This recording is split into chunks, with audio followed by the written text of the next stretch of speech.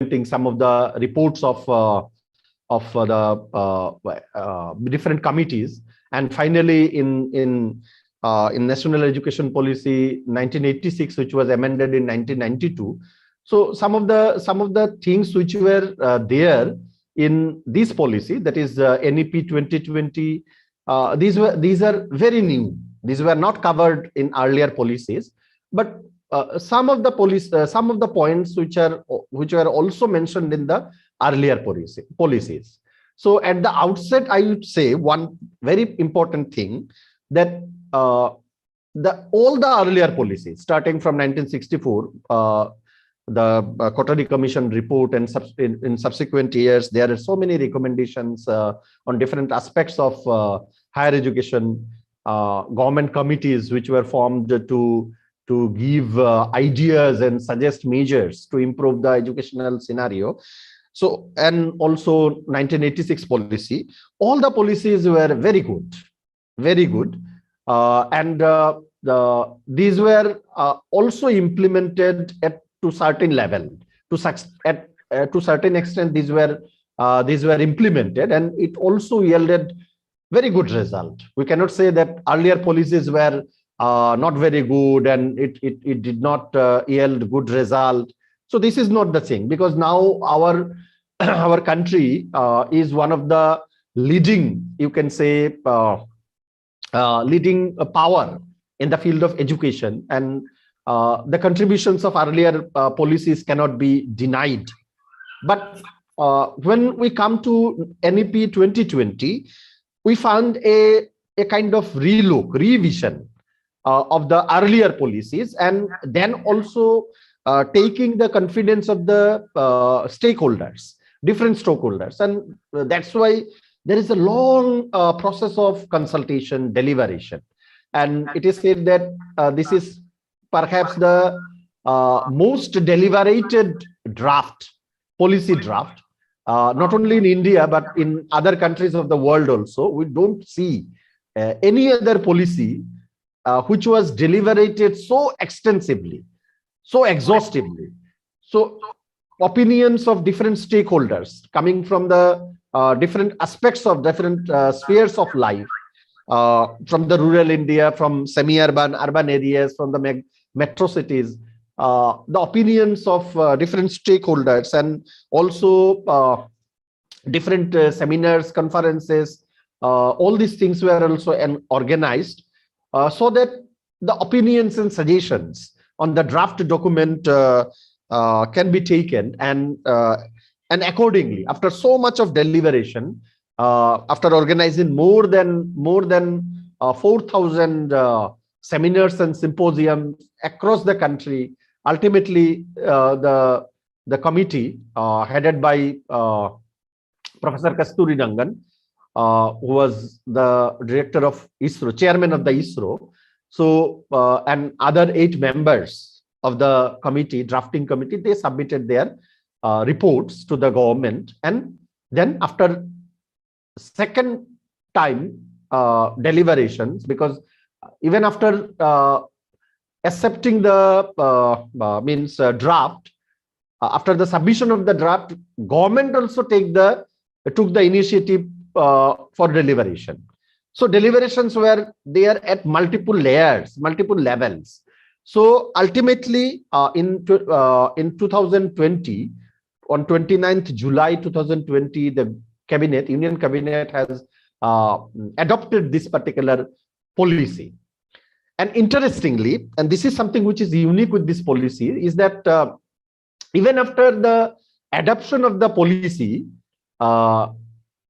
government initiated the awareness program, that there should be awareness program across the country among the stakeholders. And this is something which is very unique. So even Niti Aayog, which is the prime body of planning and execution, that Niti Aayog also took the initiative to organize different seminars and conferences across the country, and awareness programs were there organized, and in our university, in different institutions also, different awareness programs were arranged. So this is something which is very unique in the case of this NEP 2020. Now, just a minute.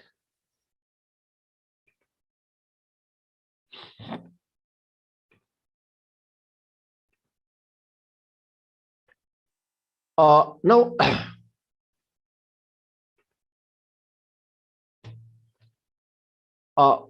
when we talk about the goals of this particular policy, we all know that, Ramabhato, the screen is visible. The second slide has come. No, slides are not changing. Okay. Is it changed now? Yes. Okay. Now, when you come to the goals of this NEP 2020, it is clearly stated that it ensures the inclusive and equitable education, promoting opportunity by 2030.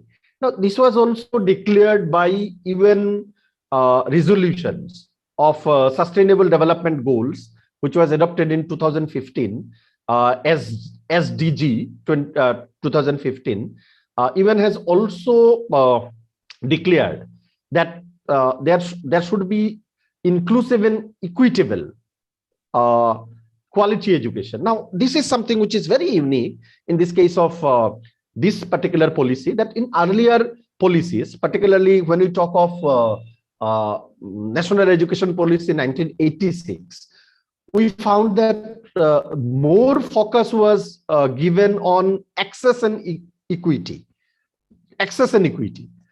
Because at that particular point of time, access was the main issue. That not many people were coming to higher education. This was a very important concern. Even if we analyze the data of 2017, 17 or 16, 17, we found that when it comes to the elementary education, I'm quoting the data of 2016-17, when it comes to elementary education, 92%, we had the GER, that is gross enrollment ratio of 92%. That 92% children, 92% population of India were enrolled, at least have received elementary education. After that, there is a fall of around 40%. When it comes to secondary education, it was 52%, roughly 52 to 53%. So if a high rate of dropouts were there, from 92 to 52 or 53, when it comes from elementary to secondary education. And when it comes to the higher education, it was less than 20. So a further dropout is there. So only less than 20% people were there in higher education. So when 1986 policy was adopted, at that point of time, main issue was GER, gross enrollment ratio. That means access, that more and more people should get the access of higher education, and that there should be equity, means that all should get the equal opportunity. Now, this access and equity was the focus of National Education Policy 1986, which was amended in 1992. Now, quality was mentioned, but it was not a very, you can say, focused thing. Main focus was on access and equity. But in 2020 NEP, we found that along with inclusive and equitable, the emphasis was laid on. Sir, can you please make it in slideshow mode? Okay. Actually, there is some issues with the slideshow. Okay, let me try. Is it visible now? Visible, but these are not moving. And if these are in slideshow, I'm there in the slide. Is it goals of national education? Yes. Yes. Now, this side. slide is here, but if it is in slideshow mode, then it will be helpful for the participants who are using mobile phone. Huh? Okay. Thank you, Brahmabrata. Welcome.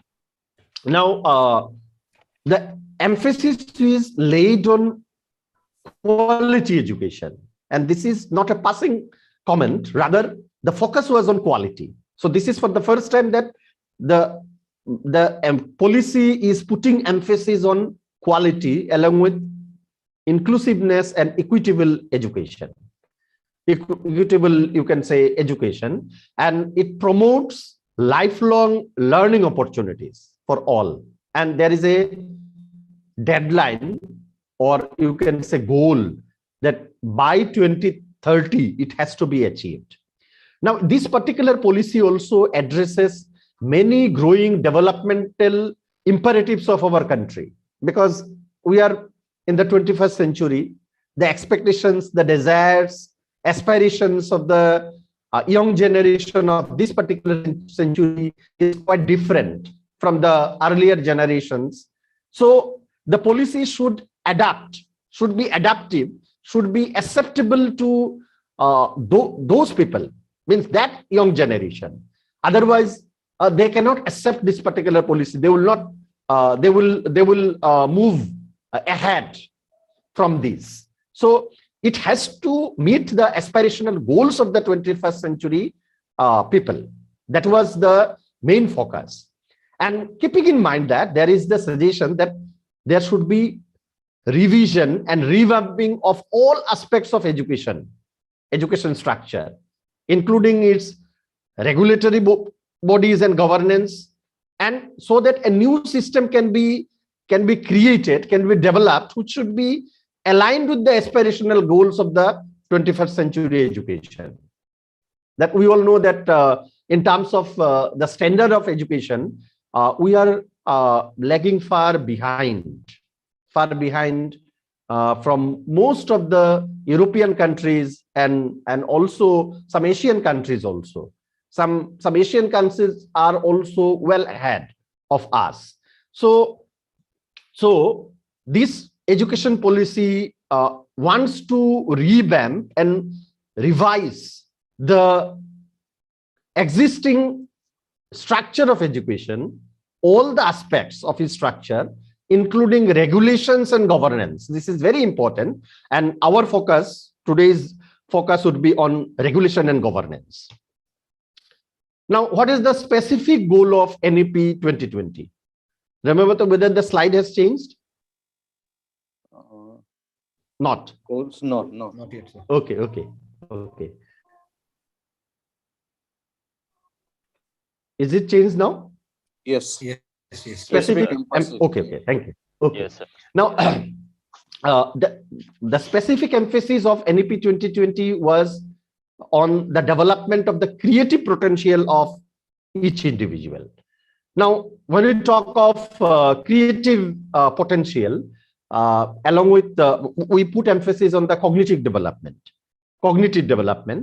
Now, along with the cognitive development, this policy also aims to develop the problem-solving abilities among the students. At the same time, there should be also a kind of ethical and social and emotional capabilities, development of their social, ethical, and emotional capabilities and dispositions. And in earlier policies, that was mentioned, but it was not specifically highlighted.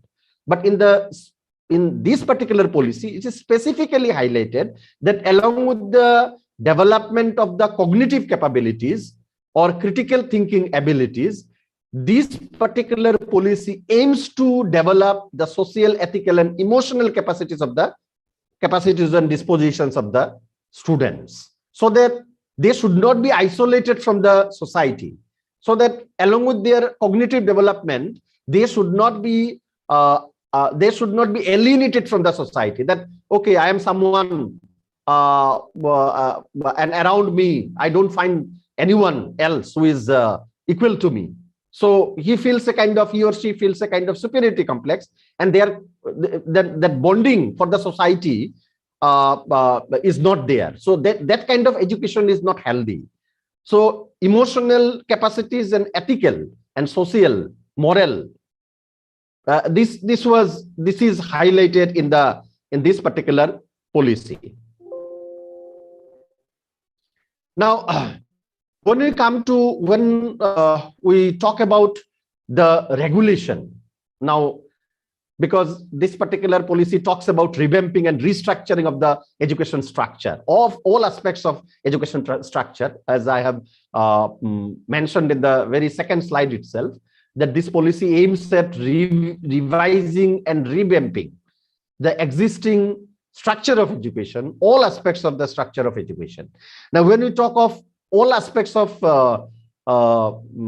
structure, of education structure, then the most important aspect, which cannot be neglected, is the regulation. Now, because if there is no proper regulation, or regulation which is in sync with the developmental aspirations, then the structure cannot be built. It will collapse. So this particular policy talks about a not too heavy hand, means something which has to be changed, because the present scenario is that there is too heavy-handed regulation.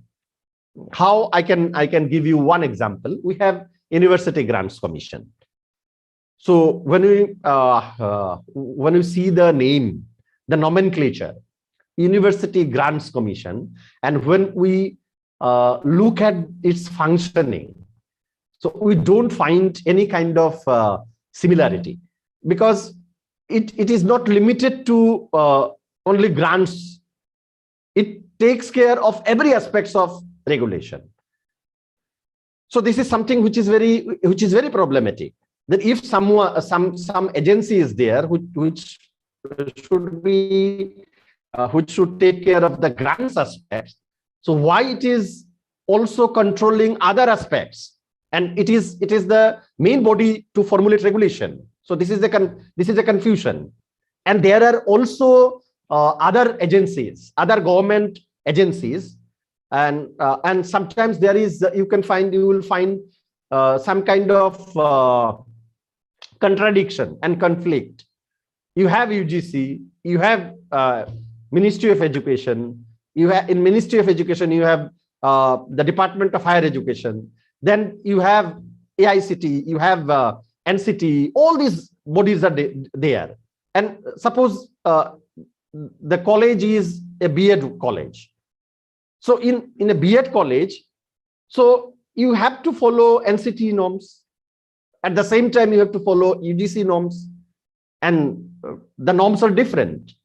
So at the process of recruitment and formulating other aspects, regulations, in case of university, this has become a very big problem. So too heavy-handed regulations are there, and why it has happened? Because too much was attempted, and so many regulations are there, but with little effect. And it was a kind of, you can say, mechanistic and disempowering nature of the regulatory system. That if there is UGC, then UGC should be properly empowered. Now, even in some case, in the recruitment also, we found that UGC has a set kind of regulations, set kind of guidelines, but even different state governments are adopting different parameters in recruitment. So this is also creating confusion. I give you one example. This requirement of NAT and SLAT.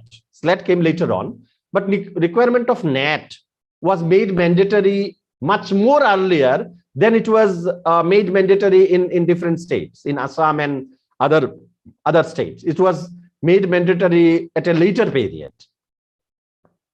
So even now also in universities, we face this particular problem. We face this problem. I give you one example, that one teacher, he was recruited in a college with MPhil degree. He did not have PhD or NET or SLAT.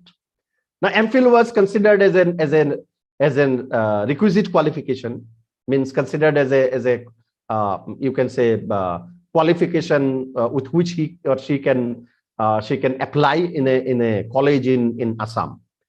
So based on that qualification, he was recruited. Now afterwards he completed his PhD, and then he applied in the university. At that time, he applied with PhD, and in university, if you have a PhD, that you are exempted from NET and SLAT. So with that qualification, he got the job in the university. Now, he had a long service of more than 7 or 8 years in the college. Now, naturally, he applied for the pay fixation, applied for the counting of his past service. Now the question arises that he has his service in the college with qualification, which was required for the college teaching, college recruitment in the college. So he can claim that my past service has to be counted. But the problem is that in the university system, the minimum qualification was either you have NET or SLAT or the PhD. So when he was recruited in the college, he did not have that qualification. Now, these are the confusions, and these type of, I have given you one example. Now, there are so many such examples where there are gray areas, and these gray areas are because of these too heavy, or you can say too mechanistic or disempowering nature of the regulatory system. And that's why there are you can say struggle or tussle of power among different bodies. Even in the process of recruitment also, if it is a education department in a university, then NCT comes into the picture. So they have the different parameters for recruiting teachers. Now, this is not in sync with the UGC dictated requisite qualification. When it comes to a management department, then AICT is there. So, lot of confusions are there, and this is because that the system was not properly prepared.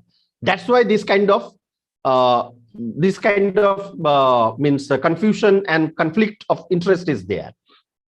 Now, in this particular scenario, there is the requirement, there is the necessity of overhauling or re-energize the higher education sector so that it can thrive. So this is the necessity in the present scenario. Now, here in NAP 2020, what are the proposals that are there in the NAP 2020?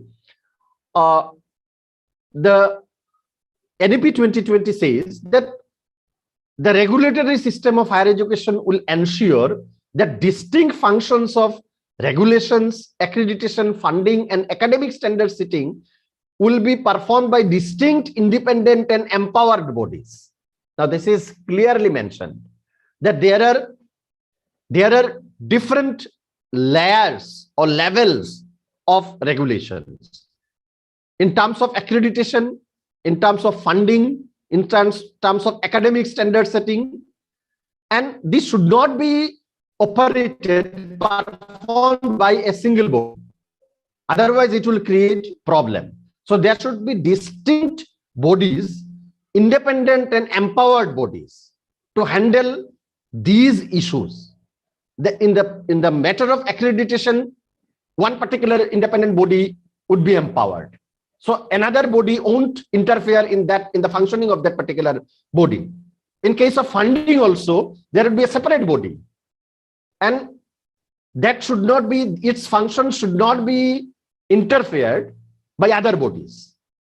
And why this is been done? It is considered essential to create check and balance in the system and minimize the conflict of interest and eliminate concentration of power. What we now see in of UGC, there is a concentration of power. That UGC, well, its name suggests that it's only a funding, or you can say a granting institution, organization, but it also talks about other aspects of higher education. Then you have the higher education department, which also imposes its own power at different levels. So the conflict of interest is there. So even in solving a very simple matter, that matter has to be referred to multiple bodies. You take the example of any college.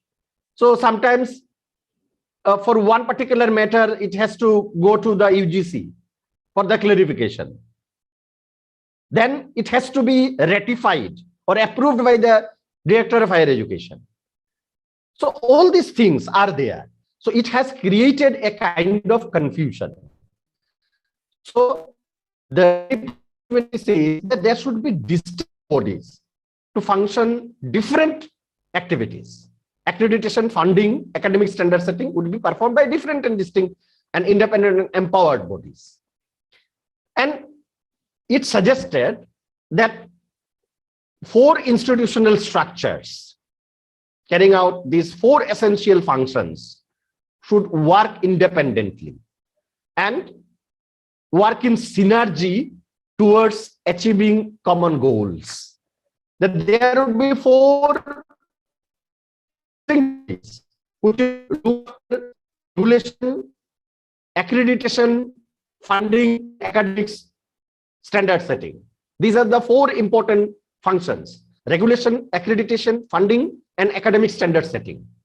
Now there should be 4 independent bodies, and they should work in synergy towards achieving common goals, which is highlighted in the NAP 2020 document.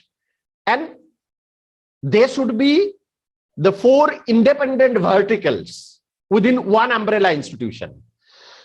And what would be the umbrella, that umbrella institution? It would be Higher Education Commission of India. So Higher Education Commission of India would replace other regulatory bodies, UGC, AICTE, NCT.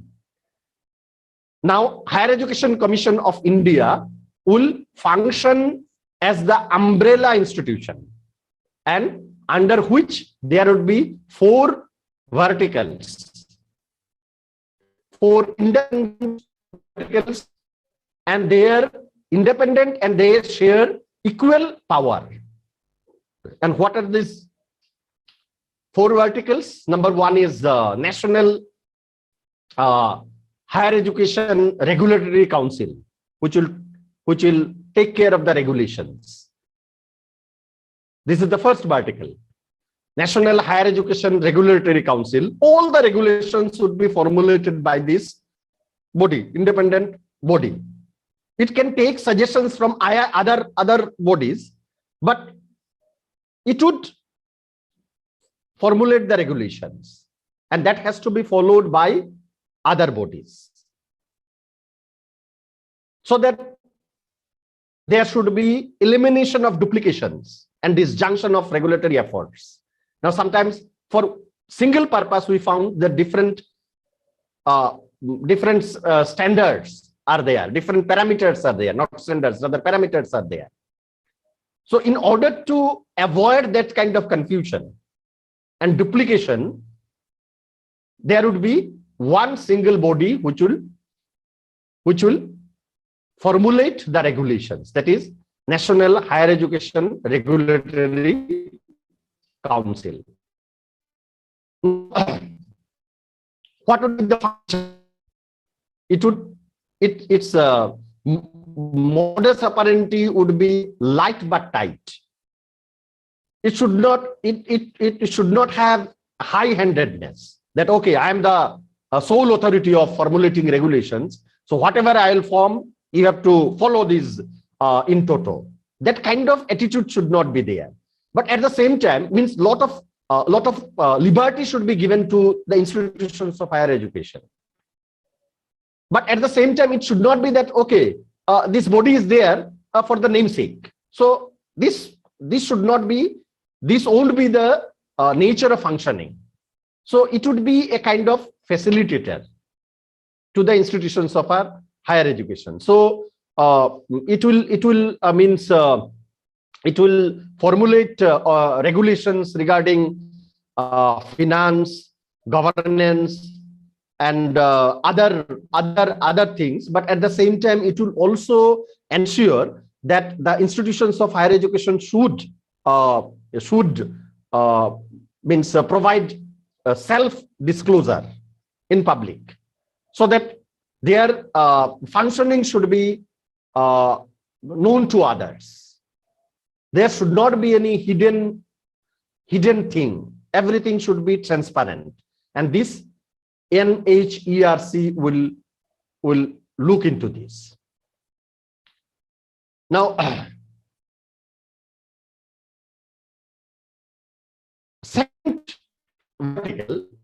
second body is Higher Education Grants Council. Now, the name itself is very clear. It clearly underlines its functioning. It's not like University Grants Commission, that its name is Grants Commission, but other than grants, it also dictate in other matters. So it would be purely regulating the grants, and then it will look after the funding and financing of higher education based on transparent criteria, including institutional development goals prepared by the institutions and the progress made on their implementation. Now all the institutions of higher education, they are already conveyed that you have to prepare your institutional developmental programs, short term, middle term, and long term. And depending on that, you should proceed. This NAP 2020 have given the you can say opportunity to the institutions of higher education to regulate their own policies and to formulate their own curriculums and decide their own pedagogy. So in that way, most of the institutions of higher education will enjoy the autonomy, status of autonomous institutions.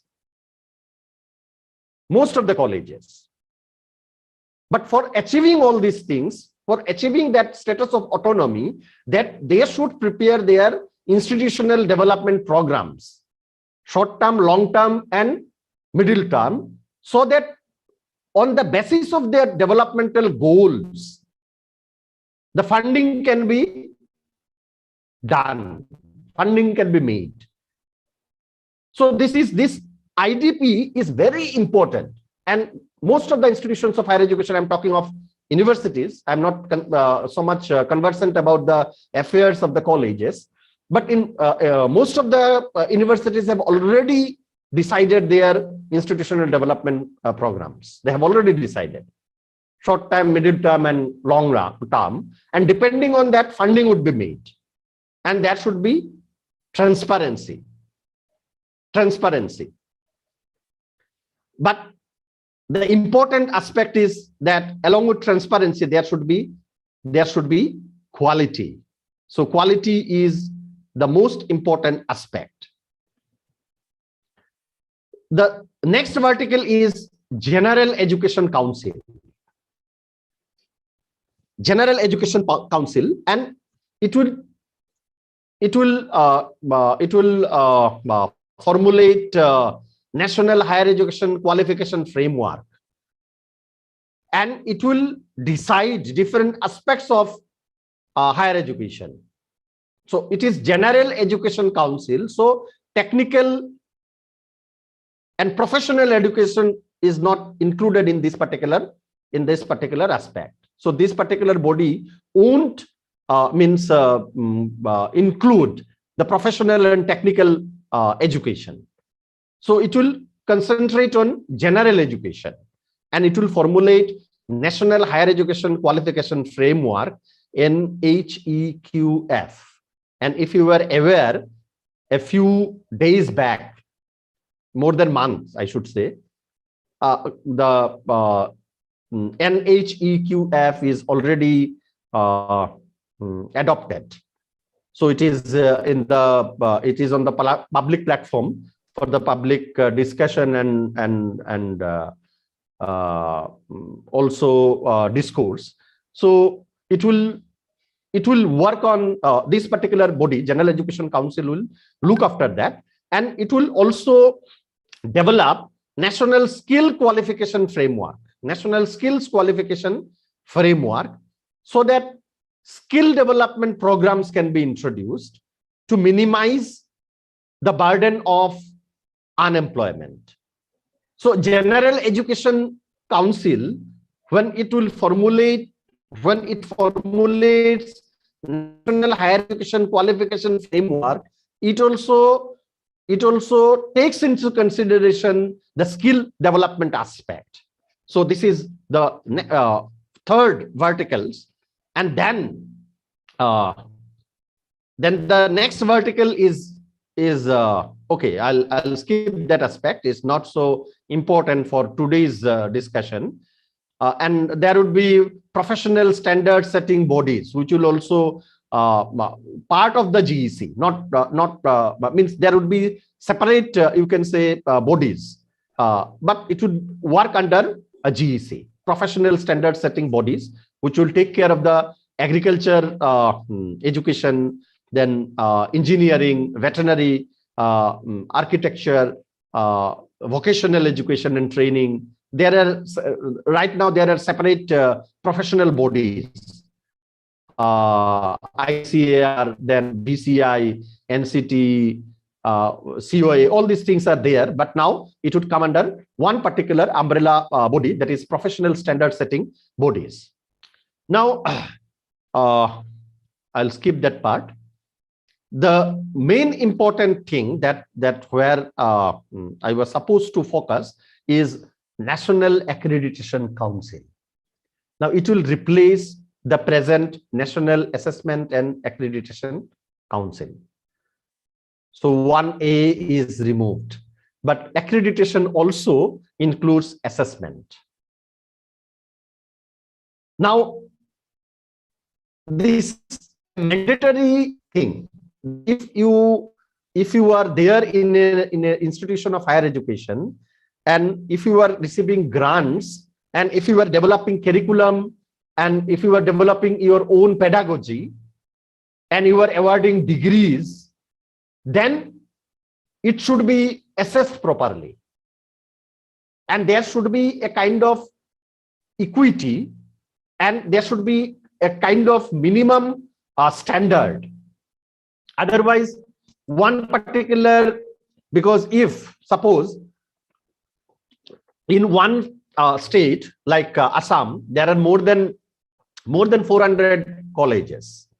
Now, if all these 400 colleges become degree awarding institutions, autonomous institutions, and they have their own parameters, they have their own standard, they have their own you can say setup, then it will create confusion. Now one degree, the same degree, bachelor's degree, taking from one particular college, the standard may be different in another college. So it will create the problem.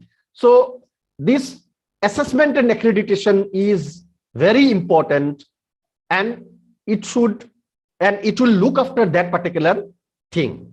Now, this National Accreditation Council, it is somewhat different from National Assessment and Accreditation Council, in the sense that in the present scenario, what happens, the NAAC Bangalore, it arranges the assessment and accreditation. It controls everything. means starting from receiving the SSR and then also IQAR, and then followed by the peer team visit, and then also at the end when the rank is or grade is declared.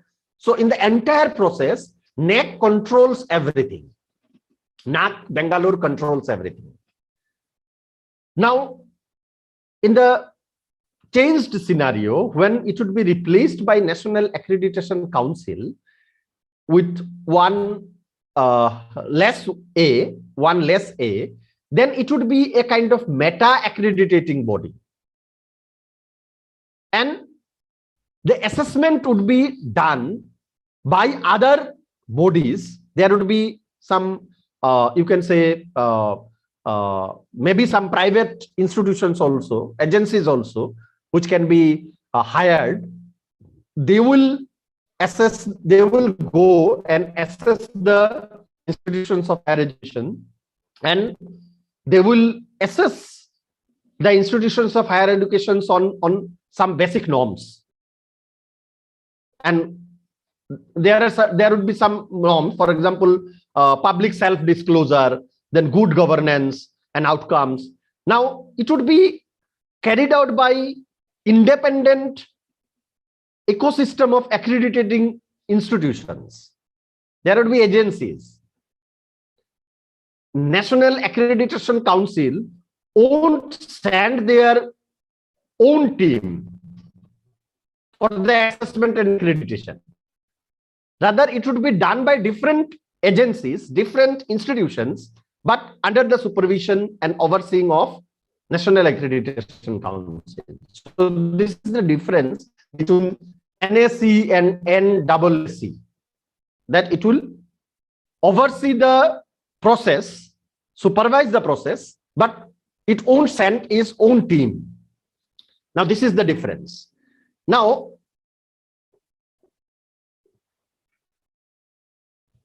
who will take this important task and who will function as this process of assessment and accreditation? Now, NAAC will incorporate some such agencies and recognized accreditor to an appropriate number of institutions by NAAC. Means the NAAC will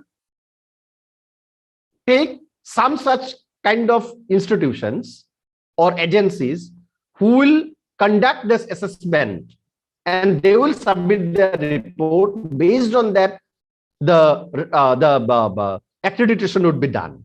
Now, this is the proposal. Now, what would be the why this has been done?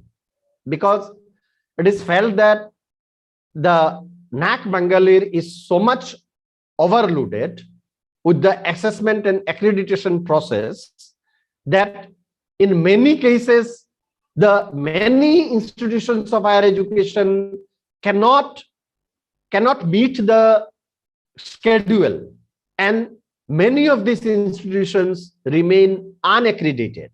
Now, when institutions are unaccredited, then they invite problems in funding, problems in getting quality students and other things, because students also don't like to go to an institution whose grade is lower than an adjacent another institution.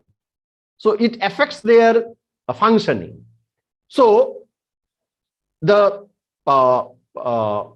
National Accreditation Council, it will formulate a robust ecosystem to incorporate such institutions, independent institutions, who will see, who will assess, and then they will suggest for the accreditation. And there would be some process, and the process starts with the at the institution level, that they have to formulate their institutional development plans that I have already mentioned, that each institution have to formulate its own institutional development plans, short-term basis, middle-term basis, and long-term basis. And then a kind of goal is set that over the next 15 years, how that institution of higher education, at what level it will achieve. And in order to achieve that particular goal, what are the other things that are required, starting from governance, starting from regulation, and in that process, how it can achieve those goals. And you can say the longest tenure was given 15 years. The long-term goals, plans, institution development plans, that after 15 years, the institution of higher education, what it wants to achieve, and whether it can become a self-governing degree granting institution or not. If it fails, then it would come under another system, that is cluster of institutions. Suppose these goals cannot be achieved, then those institutions who cannot achieve these goals, if they fail to meet that expectation and goals, then they won't be considered as self-governing degree awarding institutions. Rather, they would come under a particular cluster. Now, this would become the scenario in next 15 years. Now, the institutions of our higher education have to proceed in that particular direction. That if they want to become good self-governing degree awarding granting institution, then they should aspire to meet those expectations and goals.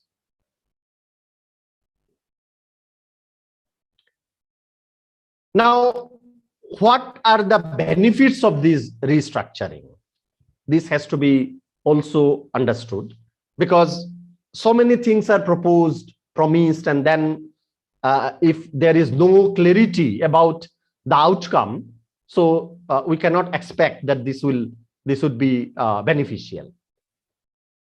Now, the first benefit of this restructuring is that it functions by adopting the policy of separation, that there should be separation of powers, so that there should not be any conflict of interest between different bodies, different roles.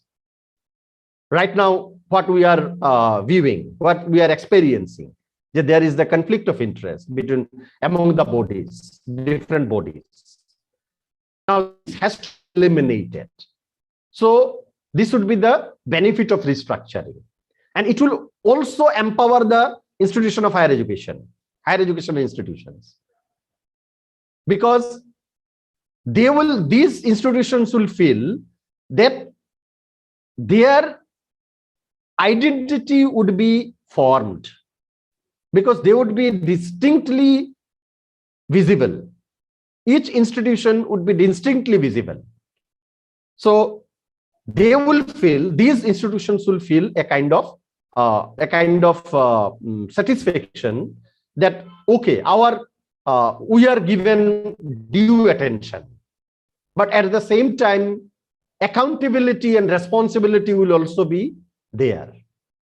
The higher education institutions have to bear these responsibilities and should be accountable. Self-declaration, self-disclosure, all these things should be there, public disclosure. And another very important aspect is there won't be any, I should not say won't be, rather minimization. There would be minimization of the distinction between the private and public institutions of higher education. Now, the difference is too much. In some aspects, the public institutions are the best. For example, when you talk of IITs and IIMs, students aspire for IITs and IIMs, these public institutions. But in some other cases, they prefer the private institutions, and gap is huge. So that gap would be minimized. So this would be another benefit of this restructuring. Now, I'm just concluding within 2-3 minutes. Now, when there would be different independent verticals, then NAAC, NAAC, it will look after accreditation. NHERC will look after the regulation. Funding would be looked after by HEGC, and academic standards setting would be looked after by GEC, and there would be autonomous umbrella institutions also. So this will give a kind of transparency, minimize the conflict of interest, but at the same time, these will also empower these bodies. So this would be the benefit of this restructuring. And this should be resolved in a very, very clear-cut manner.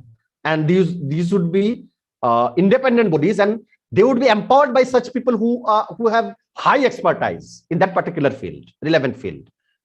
High expertise. People would be recruited, or they would be given assignment. Those people would be given assignment who are expert in that particular field, in the field of accreditation. Some people would be the experts in the field of accreditation. Some are experts in the field of funding and other things. So expert people would be, their services would be taken, and it will give a kind of transparency, and they can also work with integrity and commitment. And that would be visible at the surface level also. So eminent people would be given in charge of these 4 important verticals. So these would be the benefits. Then it will also minimize the regulatory regime, because now UGC, AICT, and NCT are enjoying enormous powers with less responsibility. Less responsibility. It is said that they are enjoying enormous power with less responsibility. It is a kind of acquisition, and to some extent these are also true. So now there would be accountability, and in the process there would be separation of power also. And another very important aspect is that we all know that education is in the concurrent list. So state government and central government, they have equal powers. Now there is also the conflict. So that conflict would be minimized when this restructuring would be done. And in the accreditation process also, philanthropic endeavors and partnerships will also be sought, and they would be engaged. So this is all from my side, and thank you for your patience that you have heard with so much of patience. Now the ball is on the foot of Trevor. Thank you very much, Professor Anup Kumar De, for your resourceful deliberation on the necessities of incorporating NEP in NAAC revised framework. You also highlighted the importance of institutional preparedness for NEP. Now, this particular session is open for discussion. If any participant has any question, any query, they can, or he or she can unmute and ask the resource person. Now the session is open. If anyone has any doubt, any clarification, he or she can unmute and ask the resource person. Sir, am I audible, Yes. sir? Yes. You are absolutely audible. If we can, just the last slide, sir, slide number 20, if you can explain, sir, please. Okay. Let me.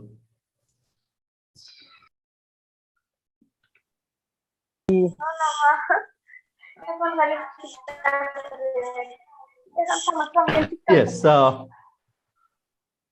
it will setting up new quality higher education institutions will also be made far easier by the regulatory regime, while with great effectiveness that these are set up with the spirit of public service and with due financial backing for long-term stability.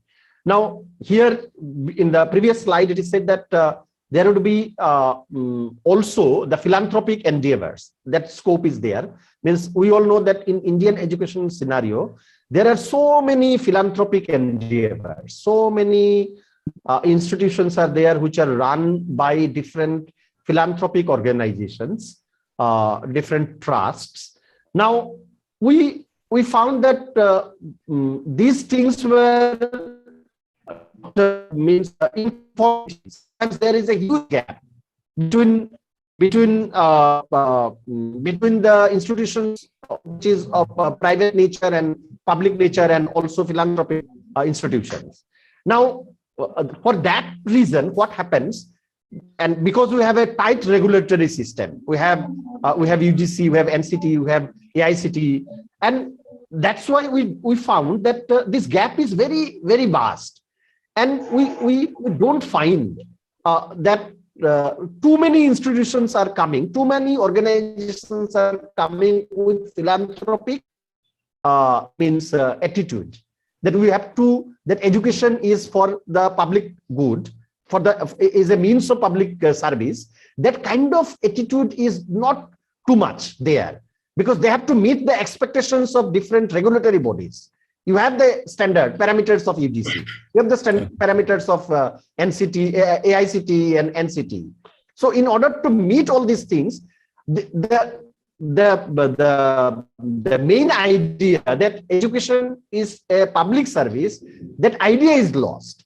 So, when this restructuring would be done, it will bring a kind of transparency, and it will enable different such organizations to come forward and establish quality institutions of higher education. They will come up with that particular mission, and it will give a kind of long-term stability.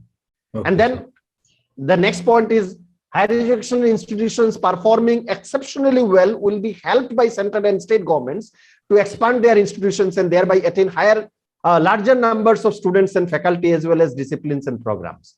Now, you will find that in most cases, we are confused that if a institution, suppose institution A, it achieves A+ grade, and another institution which could not get A+, rather B. Now, whether the institution which gets A+ grade, whether it has received maximum attention from the central and state government, maximum funding, was there any cap regarding that? We are not clear about that. Okay. Now it is reduced to that level of only status, that okay, this is an institution with A+ NAAC grade. Okay. But it is not clear. It is not clear. So when this restructuring would be done, then there would be healthy competition also, because there would be clear-cut parameters. Okay, sir. And funding will also depend on that. Okay, sir. Okay, sir. So I think Dr. Are you okay with this, Dr. Chaudhary? Yeah, thank you, sir. So one more question, sir. Regarding that autonomous, this status of the colleges, sir. One point was that if the college is not fit for autonomy, then they can go for a cluster of 15 and some number of colleges, sir. Now, if in the future, sir, if any college gets that standard that it can come from its own, that the outcome may be from its own, so will it be that the cluster will be broken and the college will be given the autonomy status in the future, sir? No, cluster has different aspects also here. Number one, there may be cluster of A-grade institutions. Okay. Sir. There may be the cluster of A-grade institutions that, okay, 10 institutions, they have achieved A or A+ grade. So they would form a cluster, and they will be part of their academic bank of credit and credit transfer. Then they can also go for the faculty mobility, means the faculty and also infrastructure may be shared among them. This may be one kind of cluster. Second cluster may be that, okay, and they can also means become independent degree awarding institutions, but at the same time they can have a cluster of independent degree awarding institutions. This is one type of cluster. Second thing is that there may be some institutions who could not meet that particular level. So what will happen? Okay. So there would be cessation of affiliated colleges. There won't be any university affiliated colleges. There won't be any constituent college. So what will happen? They will become the part of the university, and they will function as part of the university. Number one. Number two, they can also form the cluster that, okay, with B grade institute, because we find institutions are of B grade, so we form a cluster, and then we share our resources, and we also at the same time we also become the part of the university. And when at certain level, when an institution of that particular cluster, if it achieves that particular goal, then it can become separate means independence degree granting institutions. That is there. That possibility is there. So there would be different type of clusters. Is it okay, Dr. Chaudhary? Oh, thank you, sir. And what is that parameter, sir, for degree granting institutions, sir? Yes, different. That is there in national curriculum framework. It is mentioned. Then in other these are coming. Actually, not everything is already formulated. Okay, some new things should also come. Okay. And then a kind of general rule should be formed. Okay. And depending on that, everything would be decided. So these are coming actually, okay, because this National Education Policy 2020, although it is adopted on July 29, 2020, but it sets different goals to achieve in different years. For example, within 5 years, those goals have to be achieved. Within next 10 years, these are the goals. Within next 20 years, it is expected that by 2040, all the recommendations would be adopted and would be accepted and implemented. So the highest is 2040. So let's wait for the yes. For the things. Yes. Thank you, sir. Thank you, sir. Okay. Okay. Most welcome. Is there any query from any participant? Okay. Okay. Once again, I thanks Professor Anup Kumar De. Actually, sir, you have joined us. You have delivered a resourceful speech here, which will be very beneficial for our participants. Despite your busy schedule, you agreed with our proposal. This is a great asset for us, and we hope that in near future, you will help us in this way. Thank you very much, sir. Thank you so much, Dr. Chakrabarty, and thank you other people who are associated with this event, and also all the participants for your patient hearing. Thank you so much. Welcome, sir. So, dear participants, in the second technical session, we have with us Dr. Debashish Borua, Associate Professor and Head of the Department, English, and Coordinator IQSC, Farkating College, Assam. Dr. Borua did his Masters from Dibrugarh University and PhD from Nagaland Central University on Contemporary Writing in English from India's Northeast, a study in eco-politics. He has in his credit good number of research publications in reputed journals. He has also published short stories, poems, articles, translated works, etc. in various magazines and newspapers of Assam.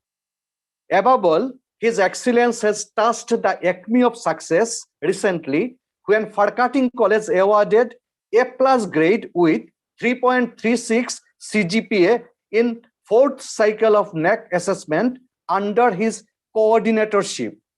So we can't resist our temptation to know the secret behind this success with an overview of NAAC revised assessment and accreditation process. I cordially invite Dr. Bodua to initiate the session. Sir, platform is yours. Hello, Dr. Chakraborty, and Welcome, all the sir. hello, sir, and all the esteemed participants in this session. At the very outset, I offer my, heartfelt thanks to all of you. It's a pleasure and honor to be associated with people like you. I'm really honored.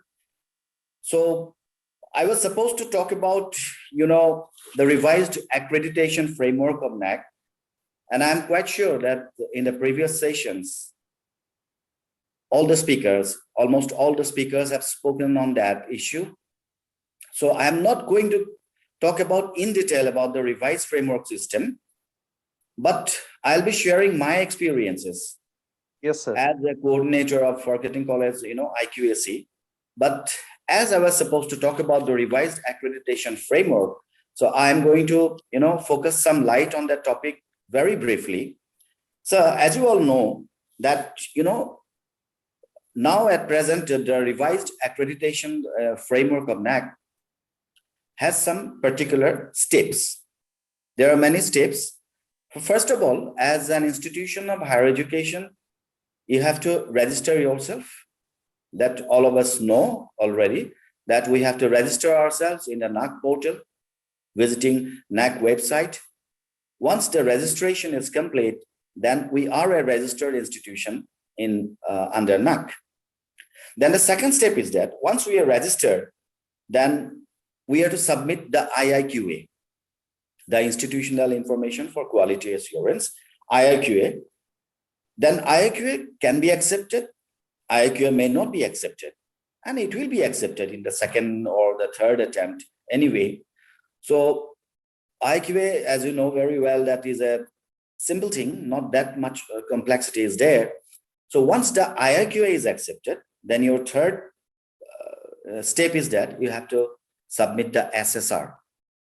That's the huge part of the thing. The SSR, you have to submit the SSR. Then after submitting the SSR, it will go for data validation and verification, DVP. And as we all know that DVP is done not directly by NAAC, but by a third party, a professional party. So after the DVP submission, there may be many queries, a number of queries from your end. So you have to meet up those queries. You have to meet up those queries. For example, you have given some data that, for example, you have got 20 PhDs in your institute, and you have to properly substantiate that fact. Suppose you have not submitted, the notifications, PhD notifications of 2 colleagues, 2 teachers. Then in the DVP verification, there will be only 18. It will show as 18 PhD holders in your institution. So in order to meet up that query, you are supposed to, substantiate that point by submitting the documents of those 2 teachers, just like that. So after that DVP validation, then it's the preparation of SSS. As you all know, the Student Satisfaction Survey. It's a new thing, and it's a most challenging thing, one of the most challenging thing. So Student Satisfaction Survey is one of the most important component of the SSR because it contains a lot of marks, 60 marks. And we all know that how much importance 60 marks have in NAAC assessment or in any assessment for that matter. So you have to prepare the SSS. Then after preparing the SSS, after meeting up all the queries of DVP, once your SSR is accepted, the DVP will give you some pre-qualifying marks, and you can again revalidate that marks that no, we have to get more marks because these are the points, these are the documents, so properly documented. Then you will be given a fair amount of assessment, And after that, the final stages, the peer team visit. It's all there in the network, internet. It's all there in the NAAC website. We are quite aware of this. Now the thing is that in this new revised framework, as we all know, that there are two components actually. One is the peer team report. Peer team report, it consists of 30%, and the institutional grading, institutional data that we have submitted, it contains 70% of the assessment. So we have got two kinds of questions, two kinds of queries. One is QLM, as you all know, that qualitative matrix. Another is QNM, the quantitative matrix. So the peer team will physically visit your institute just to verify the QLMs only the qualifying matrix. The quantitative matrix you have already submitted. Numbers it has already been checked, and it has already been assessed. You don't have to, you have nothing to do with that, or the peer team has nothing to do with that.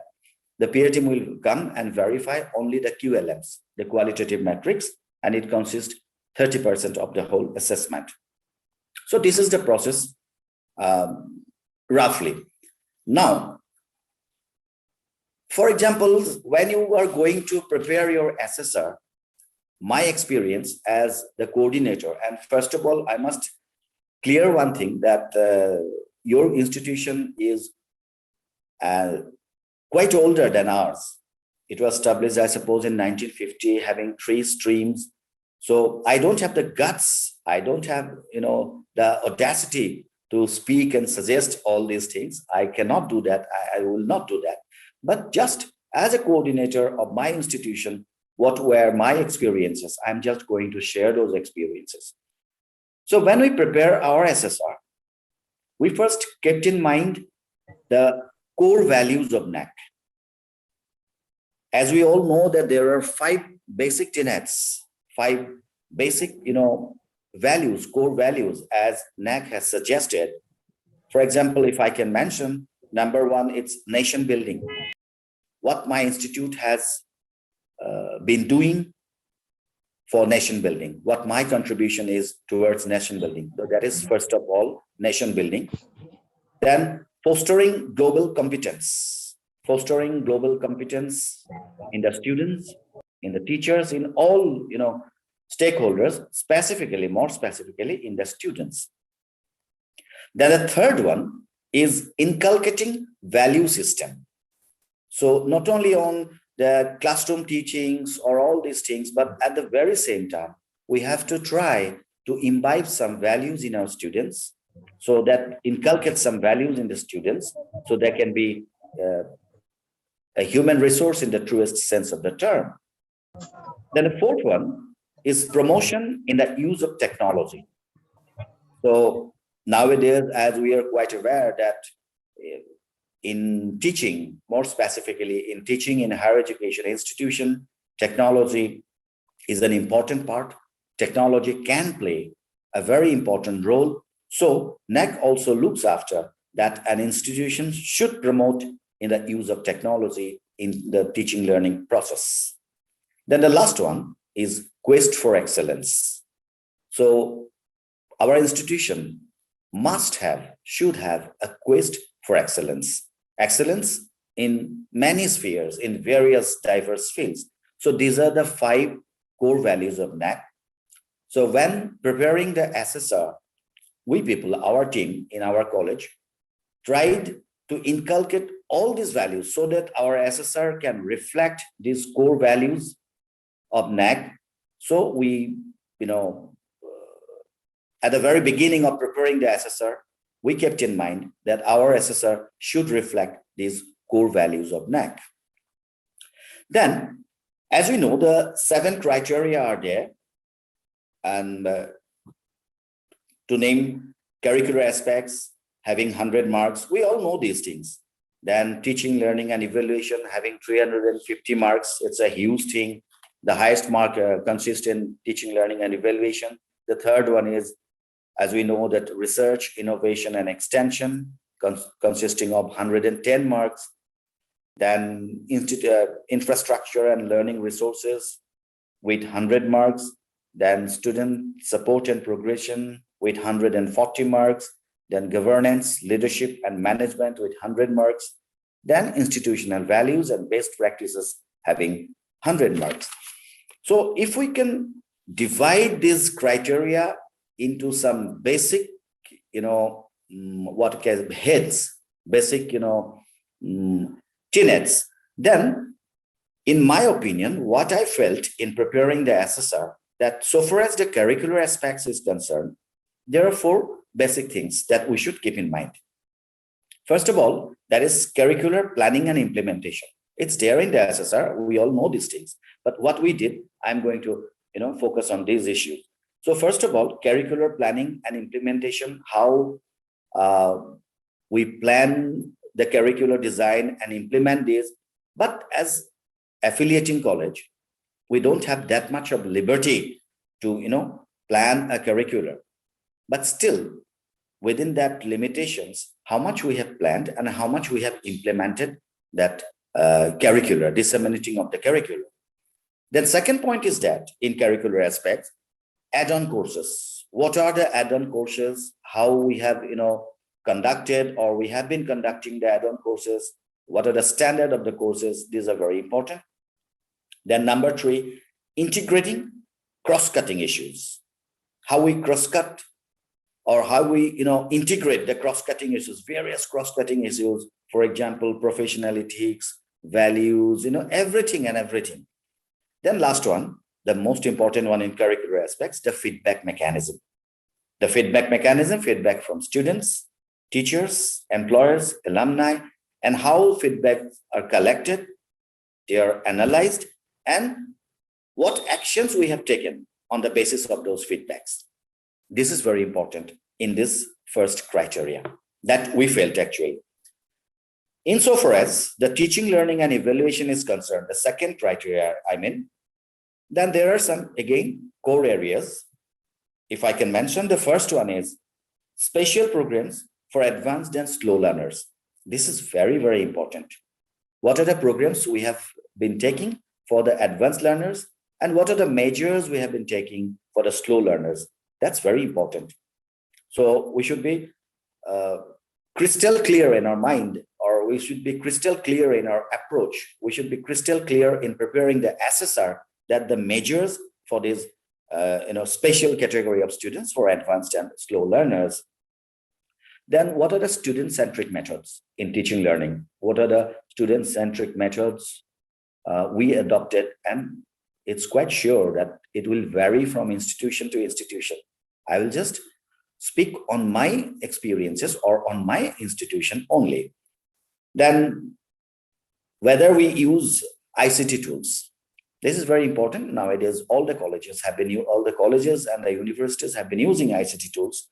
So whether we have been using ICT tools, if we do, then to what extent, how, this is important.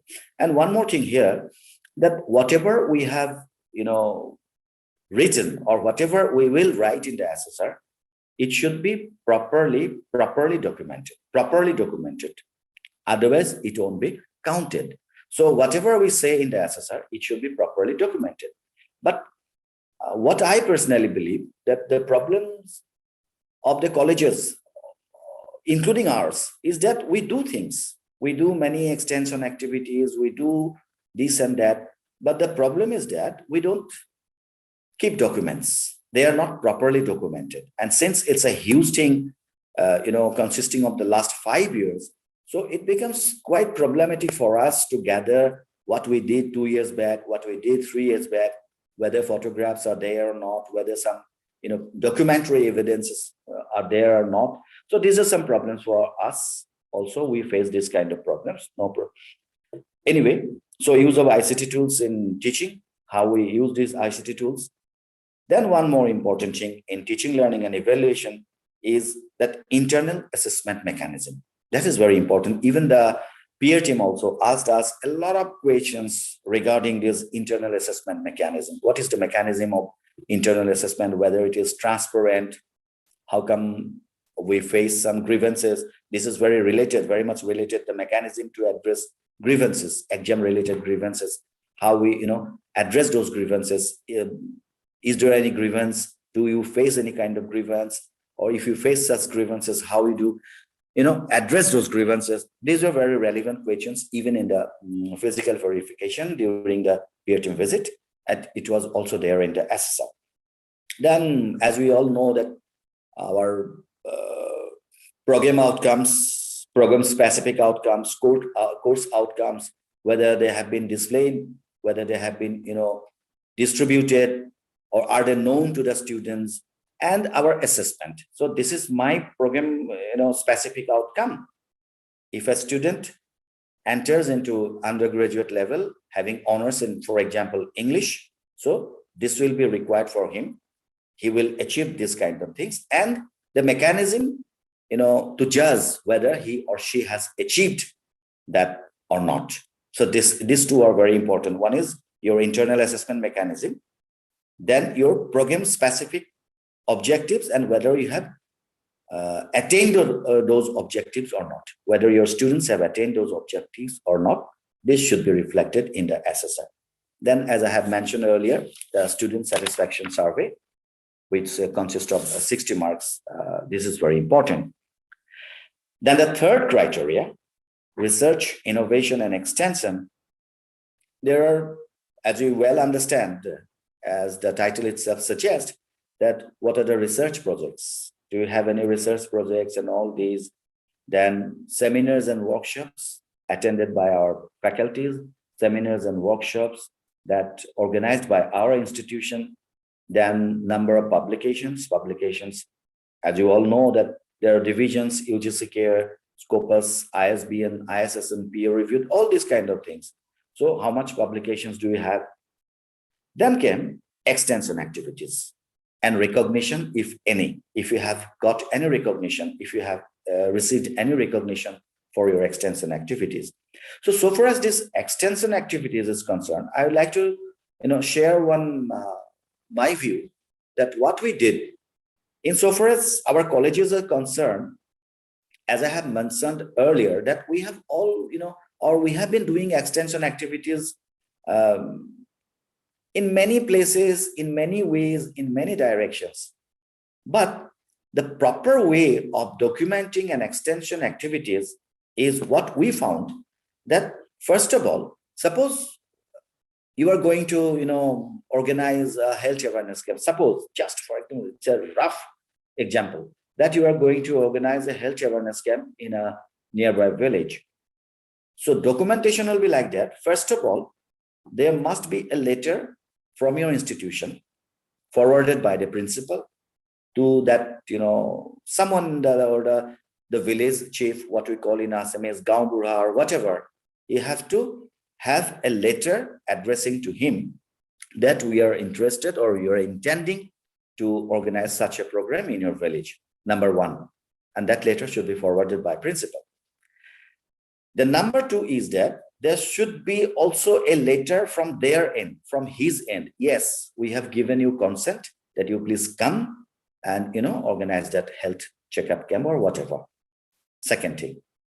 Number three, the documentary evidences, the name of the students, their ID number, their roll number, all the details of the students who have participated in the extension activities, along with substantiated by photographs. This is very, very important. And the fourth one is there must be a certificate from that, village chief or whatever, that yes, this college, this department has visited our village and organized a health checkup camp or whatever. So these four things, letter from your institution forwarded by the principal, letter of consent from that village chief or that concerned authority. Number three, the photographs and all documentary evidences that you have participated in that event, that you have organized that event, and a certificate from that village or that concerned authority. These four things will make your document proper. You will get full marks for that.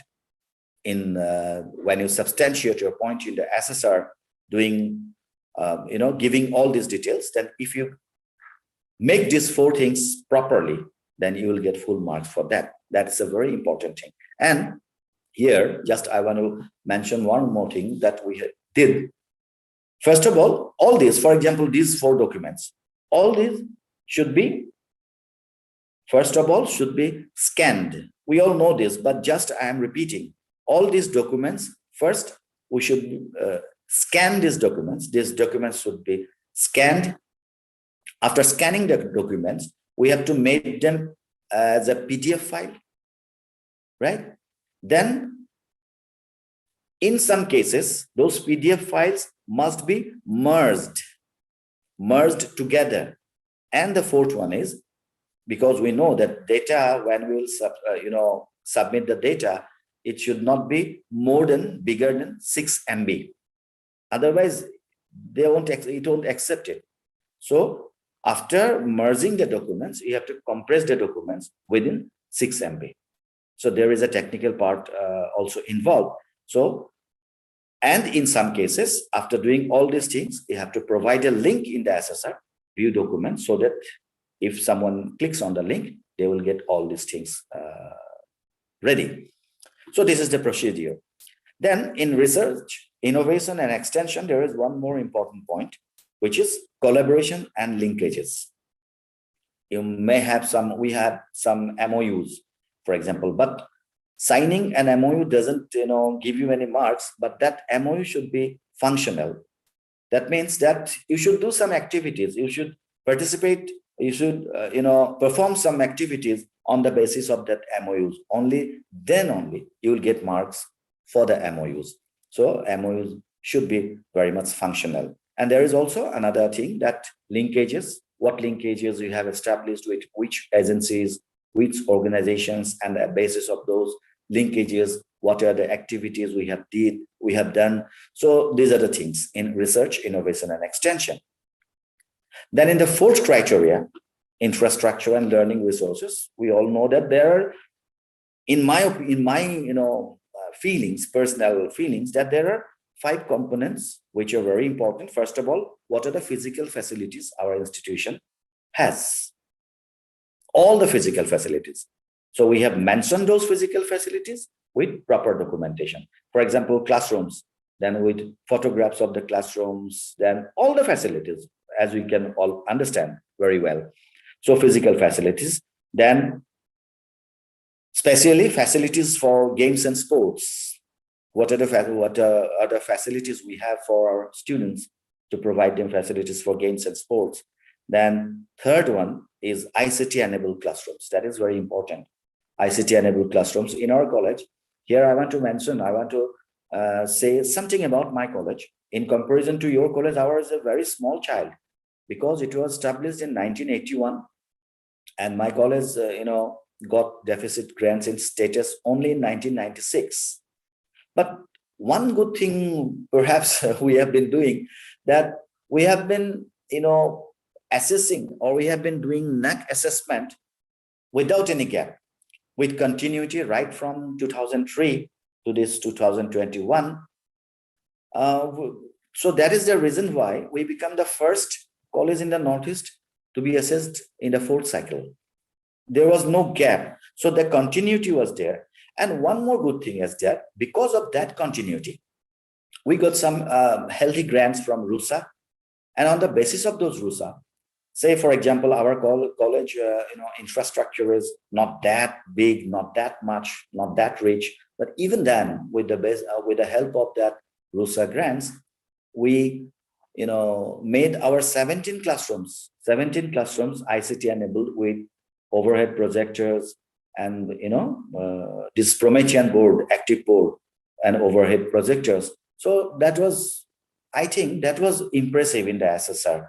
And we have substantiated with documented photographs with the numbers of the classrooms.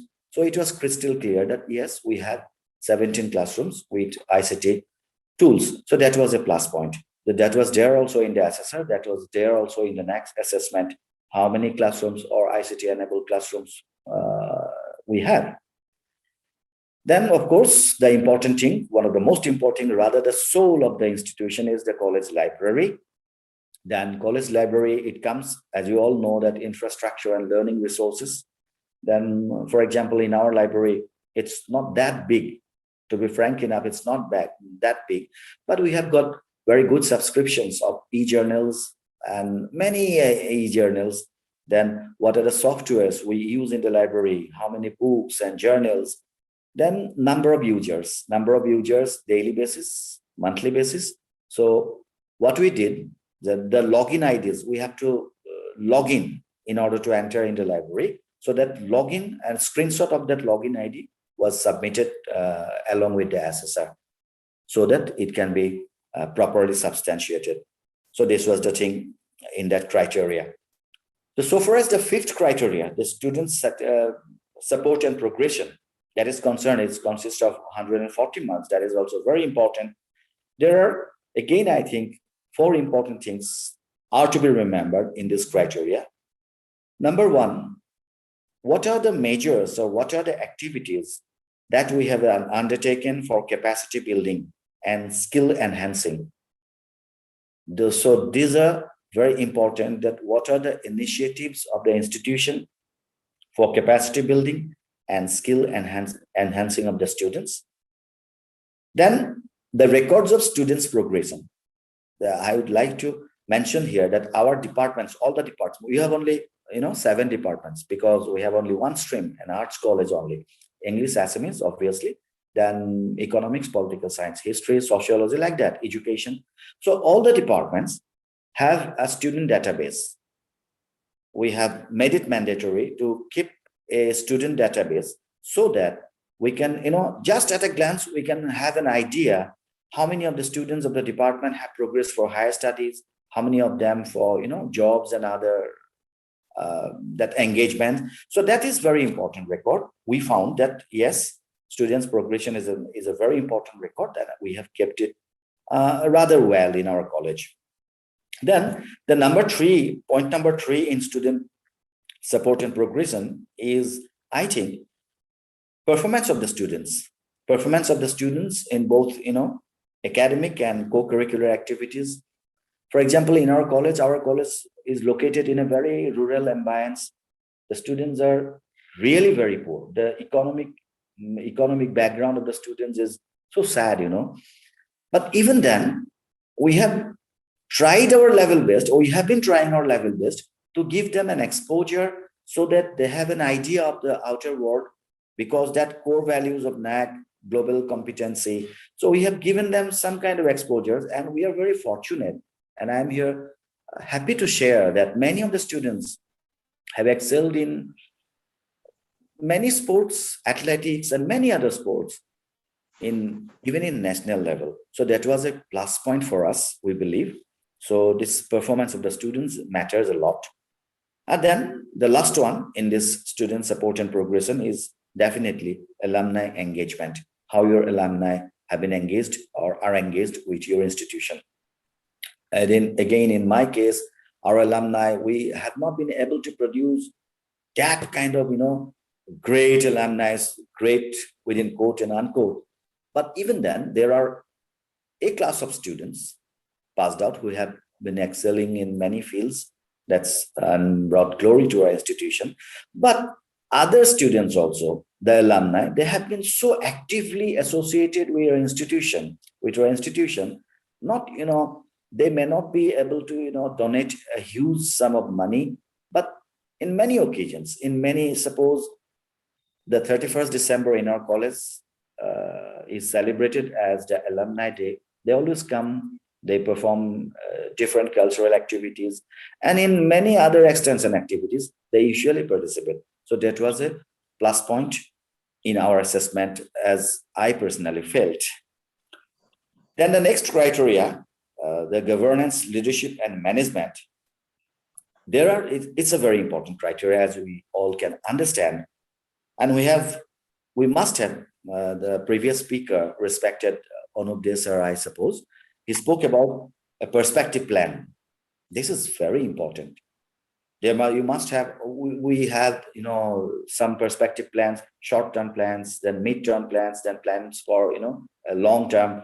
So an institution, or rather my institution, has a perspective plan, and every institution must have or has a perspective plan. That is very important, to have a perspective plan.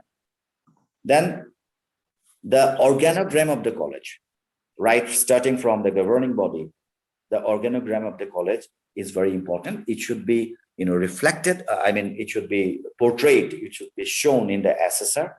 It should also be there in your website. So we did that. The organogram, it was our computer faculty has made a very beautifully a graphic, picture of that organogram of the college. That is important. Then another issue, decentralization of the management, the power. And in this particular, with this question, we are supposed to give, a case study, how we have made this decentralization of management, decentralization of power. We are supposed to present a case study, and we have made that case study. Online. Perspective plan, and corresponding with that, the deployment of the perspective plan. How you have deployed the perspective plan. We have a perspective plan. We have a plan that we will do that, and whether we are, able to do that, or how, or to what extent we have done it. So this is very important.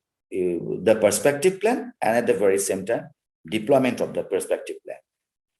Then another thing, more specifically in this revised framework, I found that e-governance, importance of e-governance. In the SSR also, you are quite aware of that. You are quite well-versed with that, that e-governance has been given a lot of importance. So how, and documents, insofar as this e-governance is concerned, you have to give a lot of documents. Lot of documents. It was, rather very strenuous for us to prepare the documents and submit this to substantiate the point that, yes, we have e-governance in our institution. Then, as we all know that this performance appraisal of teachers and non-teachers, the records of these, performance appraisal reports of the last 5 years are to be kept very carefully. Because when the team came to our college, they actually just randomly came and told me that, please show me your performance appraisal report of 17-18. So it was kept very carefully, and that's the reason why I was able to present all this. But it was, I didn't expect, personally, I didn't expect that they will ask for it. So then I found, yes, the performance appraisal reports of both the teachers and the non-teaching staff is very important, and we have to keep these records year-wise for the last 5 years. Then there must be at least 2 strategies that we have institutionalized. When you talk about institutionalization of something, then it should be in the true proper way. That means it should be, allowed, or it should be presented in the governing body meeting, then approved by the governing body, and after approval of GB, you are to, then it becomes institutionalized. So there must be 2 strategies for quality assurance in any field, be it in teaching, learning, be it in anywhere, but there must be 2 quality assurance strategies which are to be institutionalized. That's important. Then, as we all know, that there must be institutional reviews of teaching, learning. And we are supposed to give 2 examples, at least 2 examples, that yes, our institution reviews the teaching, learning process. And after reviewing that teaching, learning process, we have, introduced such and all this. So we are to be prepared for at least 2 examples of institutional reviews of the teaching learning process. That is also a very important component of the SSR. Then the last one, institutional values and best practices. This is a huge thing. This is a huge thing, and all the qualitative metrics, that means QLMs, are associated mainly with this criteria.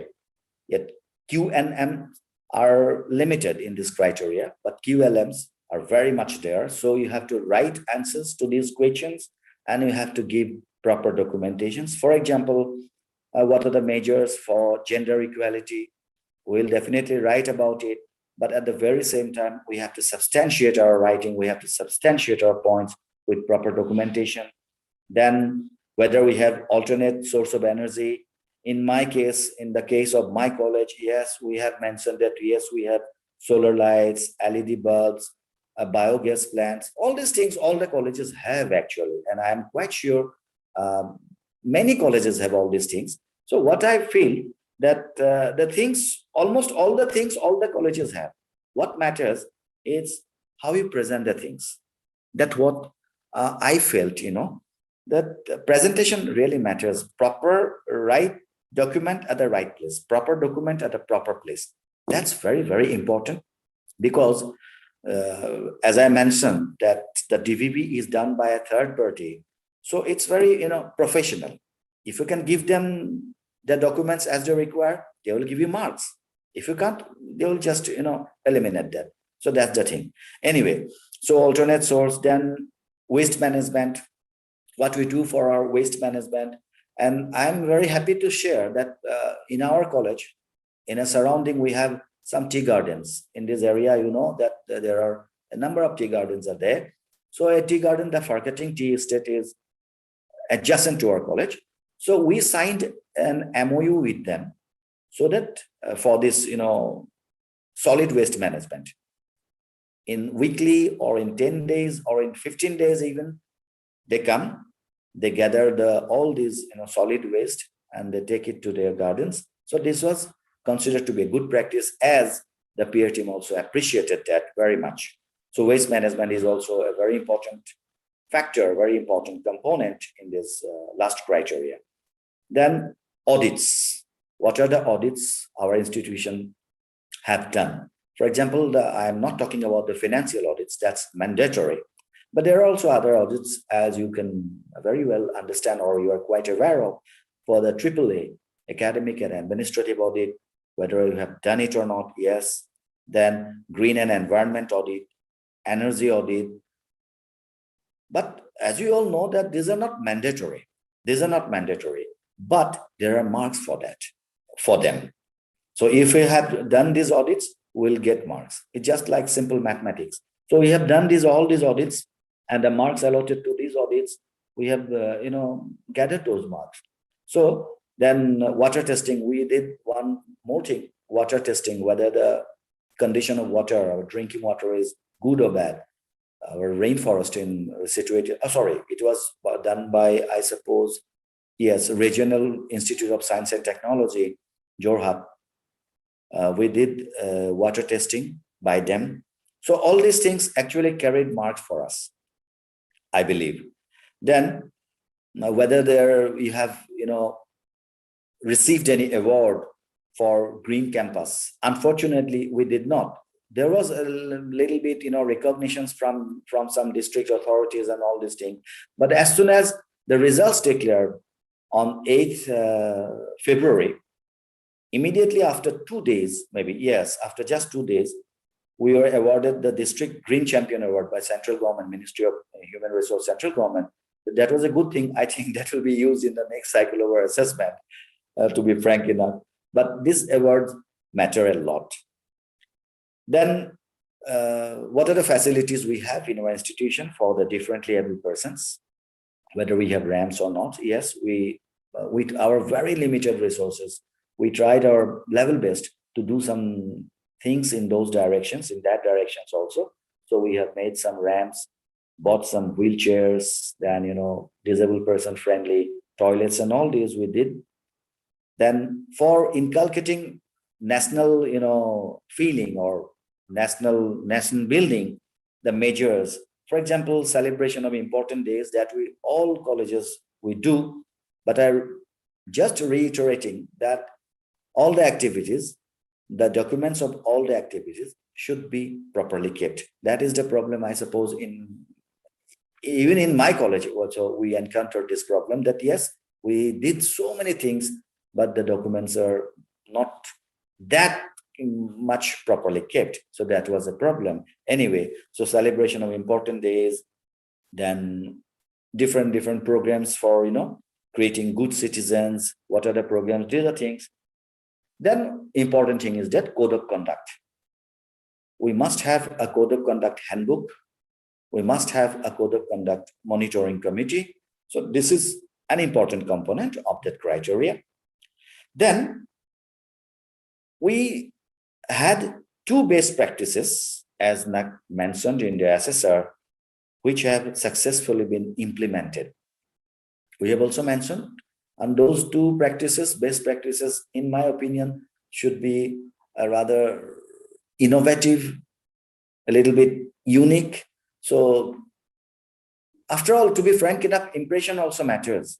So the presentation and what impression you have created through your DVB, through your Q&Ms. So that is very important. And there must be one trust area of the college. We have selected one trust area which is distinctive to our college, and what we have done, it should be presented in the proper format given by NAAC. And as a case study, we have to present these things. So all these things we know very well, all of us, and we have also prepared just like that. And I think our presentation was good presentation in the sense that our principal is really a very dynamic person. He has a thorough knowledge on the SSR and all these things. So he actually led us from the front. And I think we have presented the documents, the proper documents, in the proper way or in the proper place. That was the thing. But please don't take it as my audacity that I am suggesting you, sir. I am very humbly, sir, only sharing my experiences, what I gathered, because as I have said, we have many challenges. Our institution has many challenges. It's located in a very remote area. It's some 9 kilometers from Golaghat, the district headquarters, bordering Assam, Nagaland. We have only one stream. Infrastructure is not that great. Our students are, believe me, the economic background is so poor that most of them are the first generation learners of their family. So there is challenges. And I think, that was also maybe a blessing in disguise. I don't know. Anyway, we tried, and what we did, to be very humbly, I want to say that during the last 2 years, during the pandemic, when there was complete lockdown throughout the world, perhaps, all the teachers of our college, we have got only 21 teachers, including the principal, always during the pandemic, each and every day, we had been to our college from maybe 9:30 to 3:30. And it was a boon for us because during those days, we had only online classes, which we could have during the evening also. So throughout the day, we had enough time to spend for preparing this SSR, which is, you can very well understand, you all know that such a huge thing. So now I just want to conclude that the preparation of the SSR as per the revised framework is somehow different from the previous ones. Now it depends on your presentation of your documents. It should properly documented. I am repeating that thing. It should be properly documented, because documentation is the mantra of this, revised assessment or framework. Anyway, with this, I think I'll be happy to share if any queries, because otherwise I just don't know what to say, because there have been many stalwarts, speaking on the revised framework and all. I very humbly only, shared my experiences. And lastly, at the when I'm going to conclude my, deliberations, I just salute, I just convey my pranam to this institution, Sarada College, Sri Krishna Sarada College, this temple of learning. And I'm quite sure this is an A-grade college. It will go ahead, and I'm sure and I hope that it will lead us for a new, era, because we are looking towards USA. And in the whole area of Hailakandi, what I gather that your institution is of immense importance, and I offer my pranam to this temple of learning. And with this, I hope that you will lead us to a greater future, to a brighter future. And with this positive note, I want to conclude my deliberations. Thank you all. Thank you, sir. Thank you very much for your resourceful presentation. Now this session is open for discussion.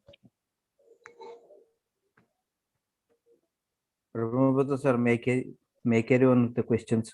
Oh, yes, of course. Debashis sir, thank you for your deliberation, sir. It was flawless deliberation, and I could have, I was taking the tea, but I was feeling that this was wastage of time for me to take the tea at this very moment, sir. Sir, a lot of questions came out in my mind because I'm one of the alumni of this SS college. Now I'm working in separate college. So my college, like you, sir, it is in the very rural area, not that much. It is in the attached to the highway, sir. But same as you mentioned, sir. A lot of the students, they are coming from for this first generation students. Right. Economically, they are not at that much sound. Right. Sir. Two questions are very important. I just want to share, need to clarify from. Sir, just highlight few points if for my help personally. Student satisfaction, sir, that was the point you were asking. I'm just asking you. And second question, sir, just highlight some points on that performance appraisal report with regard to non-teaching staff, sir. If you can share something, sir. Okay. So first of all, sir, thank you very much for your so wonderful compliment. I'm really honored. But whatever I said, it's my pleasure, sir. Experience, sir. It was not that theoretical and all this. Anyway, for your kind words, I'm really inspired. Anyway, pleasure, sir. Thank you. Thank you, sir. So far as student satisfaction survey is concerned, to be frank enough, what we did, as you can well understand, that our students are not that much, tech savvy, not that much smart enough. So what we did, we prepared the questionnaire. Okay, then we send those questionnaires send that questionnaire through email. Okay, sir. Right, to them, and we have requested them, or rather, we have earnestly requested them that please use your email for these days at least, and whatever comes to your mail, just reply. Then number of times, maybe 2-3 times, we have sent the questionnaire, they have mailed us, some of them. Initially, there was only in a single figure, but we gathered them in a classroom, give lectures, sensitize them, all these things we have to do in a rural college. But you have to, reply us and this and that. Then gradually, after our maybe second or third attempt, the students became very aware. Yes, NAAC is coming. It's a great thing. So we have a very important role also to play. So they've been, associated, and so it was a tremendous response at the end from the students. So NAAC people were also very satisfied, and fortunately, only because of the students, I am giving credit to those students whom I have said they're poor, first generation learners and all. Yes. But reversely, they have taught us how a challenge can be an opportunity, because for this student satisfaction survey, believe me, we secured full marks, 60 out of 60. Tears came into my eyes as coordinator. I hugged my students. Come on. So that's a thing, sir. That's a huge thing. And so far as this performance appraisal report, it was actually seen by one of my colleagues. What we did in our college, I was the IQAC coordinator. Then one criteria under one teacher. So the governance, leadership, and management was looked after by one of my colleagues, Dr. Monirul Hussain. Okay, what he did, the performance appraisal, the format is there in the internet for non-teaching staff. Okay, sir. Sir, you do one thing, you just download that format, distribute among the non-teaching staff, and prepare it year-wise. For example, you are preparing your college assessment from 15-16. Suppose So from 15, 16, 16, 17, 17, 18, and that in that way, year-wise, you just gather this, collect this, and preserve these things. That will do, sir. Okay, sir. Thank you, sir. Okay, sir. One more thing, sir, if I can. Yeah, sure. Just highlights few points about that decentralization you were mentioning in governance and Yeah. Decentralization. Yes, I'm going to tell you about. You have to give, one case study for that. Okay, sir. How you have a decentralized management system. Just one case study. You have to give one case study. So what we did, we just a moment. I'm going to talk about this. Okay, yes, sure. Just a moment, sir. Okay. So what we did, with the case study, we have made the examination committee. All colleges have examination committees. So we have that examination committee, and this examination committee has been, the structure of the committee, the governing body is there, a representative from the, local society is there, even student union body representative, teachers are there. So that can be, shown as how decentralized this management system is. Any case study, you can find it out. Any body or any something like that. We have presented this examination committee. Okay. Thank you, sir. Thank you, sir. Okay, sir. Okay. Has anyone any query? Good evening, sir. Good evening, sir. Good evening. Very good evening. Yes. Sir, myself, Dr. Sujoy Das from Women's School, Silchar. Hello, sir. Pleasure Sir, meeting you. I'm much impressed with your nice deliberation, sir. Thank you, sir. I'm humble. Yes. Sir, I have one query, sir. Will you please highlight a few points on e-governance? How can it be practiced and documented for our institution like us? Yeah. Just a moment. So what we did, e-governance, just a moment, I'm giving you exact details of that.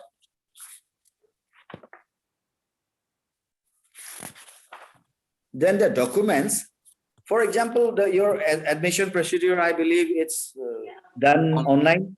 Yes, sir. Right. So online admission procedure, then Fin Assam, one app is there, Fin Assam. What we did actually, Fin Assam.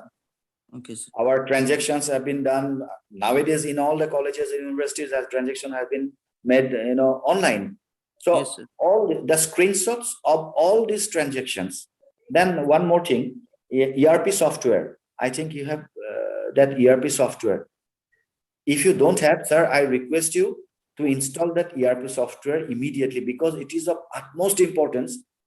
If you don't have, sir, then it will help you a lot. ERP software. We have that software, and it helped us even in presenting the data.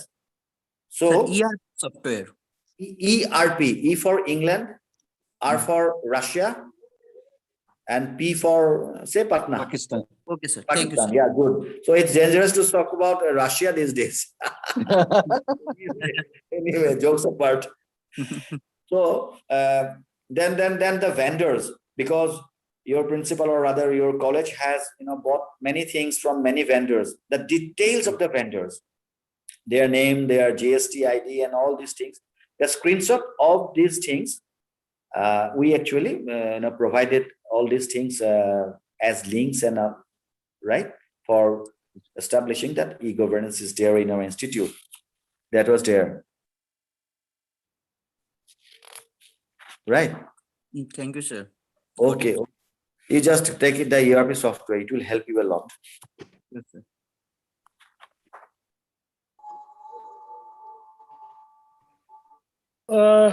With due permission from the chair. Yes, sir. Sir, I'm from Nagaland. Hello, just sir. would like to clarify one point, sir, regarding the alumni contribution. Right, sir. Yeah, it was mentioned that alumni contribution during the year in rupees in the Yes, AQA. exactly. So what my question I just wanted to put before you, sir, Right. that some alumni of our college, they've contributed, and they have from this contributed or deposited money, they made a construction for the college. Right, So sir. will it be coming under this point, sir? Alumni Exactly. contribution. Duty? Exactly. That's a great thing you have already done. It will definitely come to this under this criteria. So you just present this because it's a great thing. I repeat, because we have constructed that building or whatever with the donation or with the contribution of the alumni. Yes. Yes. Yeah. But when it is mentioned in rupees, so we got quite confused. We thought that No. it should be, it should be Exactly. contributed to the IQAC. Right. So that's no, what no. we got confused. Yes, sir. Yes, sir. You are technically right. You are technically very correct. So what should be the ideal situation actually? If the alumni constructed a building in your college campus, it's quite okay.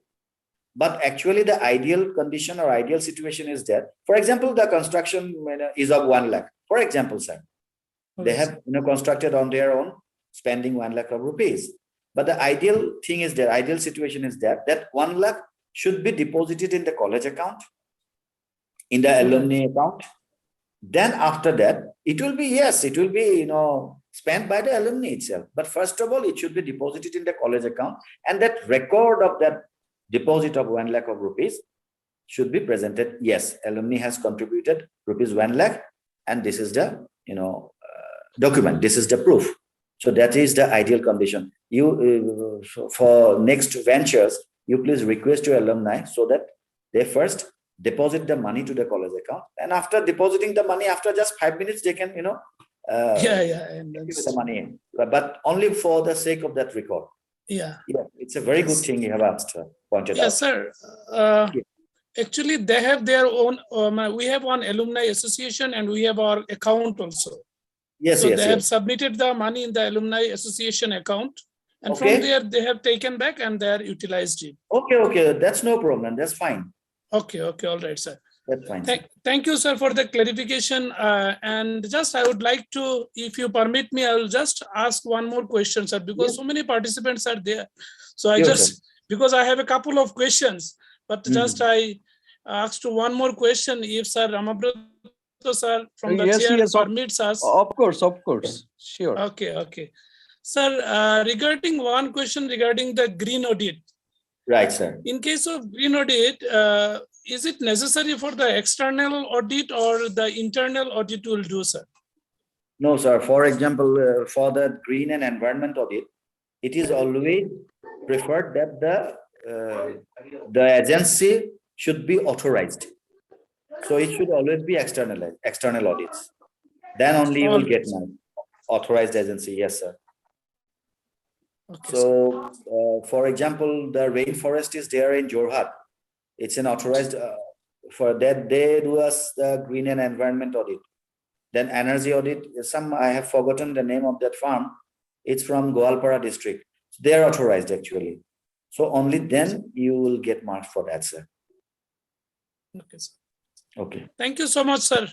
You're most welcome. We are really very happy that we have learned lots of things and you have shared your practical experience about your college. So we are really indeed, and time and done, will knock you, sir, if necessary. If you can kindly share your number to us, sir, because we will be needing. You can have your number right now. Yeah, please, sir. 98644. 98644. 14. 117. 117. Yes, sir. Thank you so much, sir.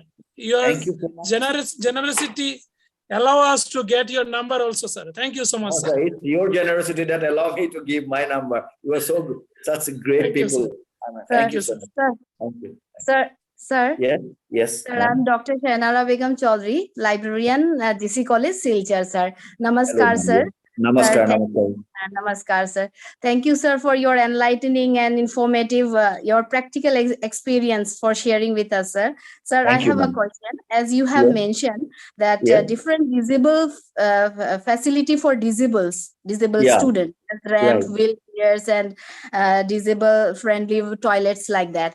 Last time we have gone through NET, and they have suggested us in our library to install that ramp and 50 numbers of computer. but till now we have not installed anything like that. So it is mandatory this time that we must have to install, or we are planning to install. What we have to show, sir, this time? Yeah, just pardon me. When NAAC advised you in your last cycle? Last 2016. Okay. So it's not exactly mandatory, but yes, you have pointed out one very important thing, which I forgot to discuss. In your IQAC presentation, sir or ma'am, in your IQAC presentation,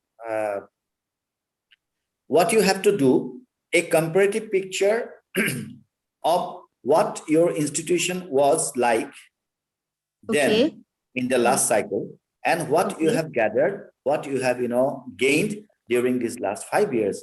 So that is a very important thing. I forgot to mention that in my presentation. I showed that anyway. So if NAAC suggested you to do that, it's expected that you should do that, first of all. Yeah. Yes, sir. But to be frank enough, unofficially, sometimes NAAC make some suggestions which are not, if I can use the word, relevant to institutions and all these things. Keeping in mind institutions of Delhi and Mumbai, the suggestions cannot be implemented in our institutions, right, sir, ma'am? Yes, sir. Yes, sir. Yes, sir. But still, if they have suggested, you can install in place of 50 computers, at least 2-3 computers, or give some, and give some, Excuse me, sir. We have 21 numbers of computer in our college, in our library. So we may accommodate a few more. Yeah, exactly. That will be very good if you can accommodate more computers. So, that you have been trying to, follow up the actions, follow up the suggestions of NAAC given you in the last cycle. So you may be, able to achieve that, you may not be. And if you are not being able to achieve those things, there might be some reasons. So it's depend on your presentation, how you have, why, you are not able to, but you have already 21 computers in the library. That's great. Yeah, sir, one more thing, sir. You have mentioned about that you have provided user IDs and user statistics for e-journal access like that. So we have analyst program in our college, but we are not supposed that we are not getting so much of users. Users are not using at par whatever the what to do, sir.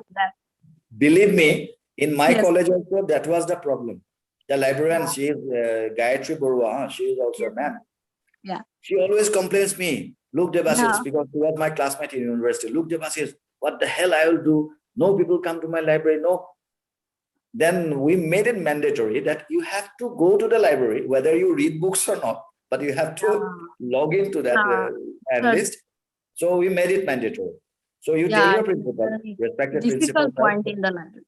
Yes, sir, you just warn your teachers to go to visit library at least once in a week, or because there's no other way out, no? You have to. Sir. Yes, sir. Enlist program they can access from home also. Then only they are not using. Then only they are not using. This is the problem, sir. How to tackle this? And we cannot warn every teachers, not like that. This is the problem. Once they will understand the importance of this NAAC visit and all this, they will. And everyone then they cooperate. Yeah, then they cooperate. But how come I manage all that gaps of 4 years?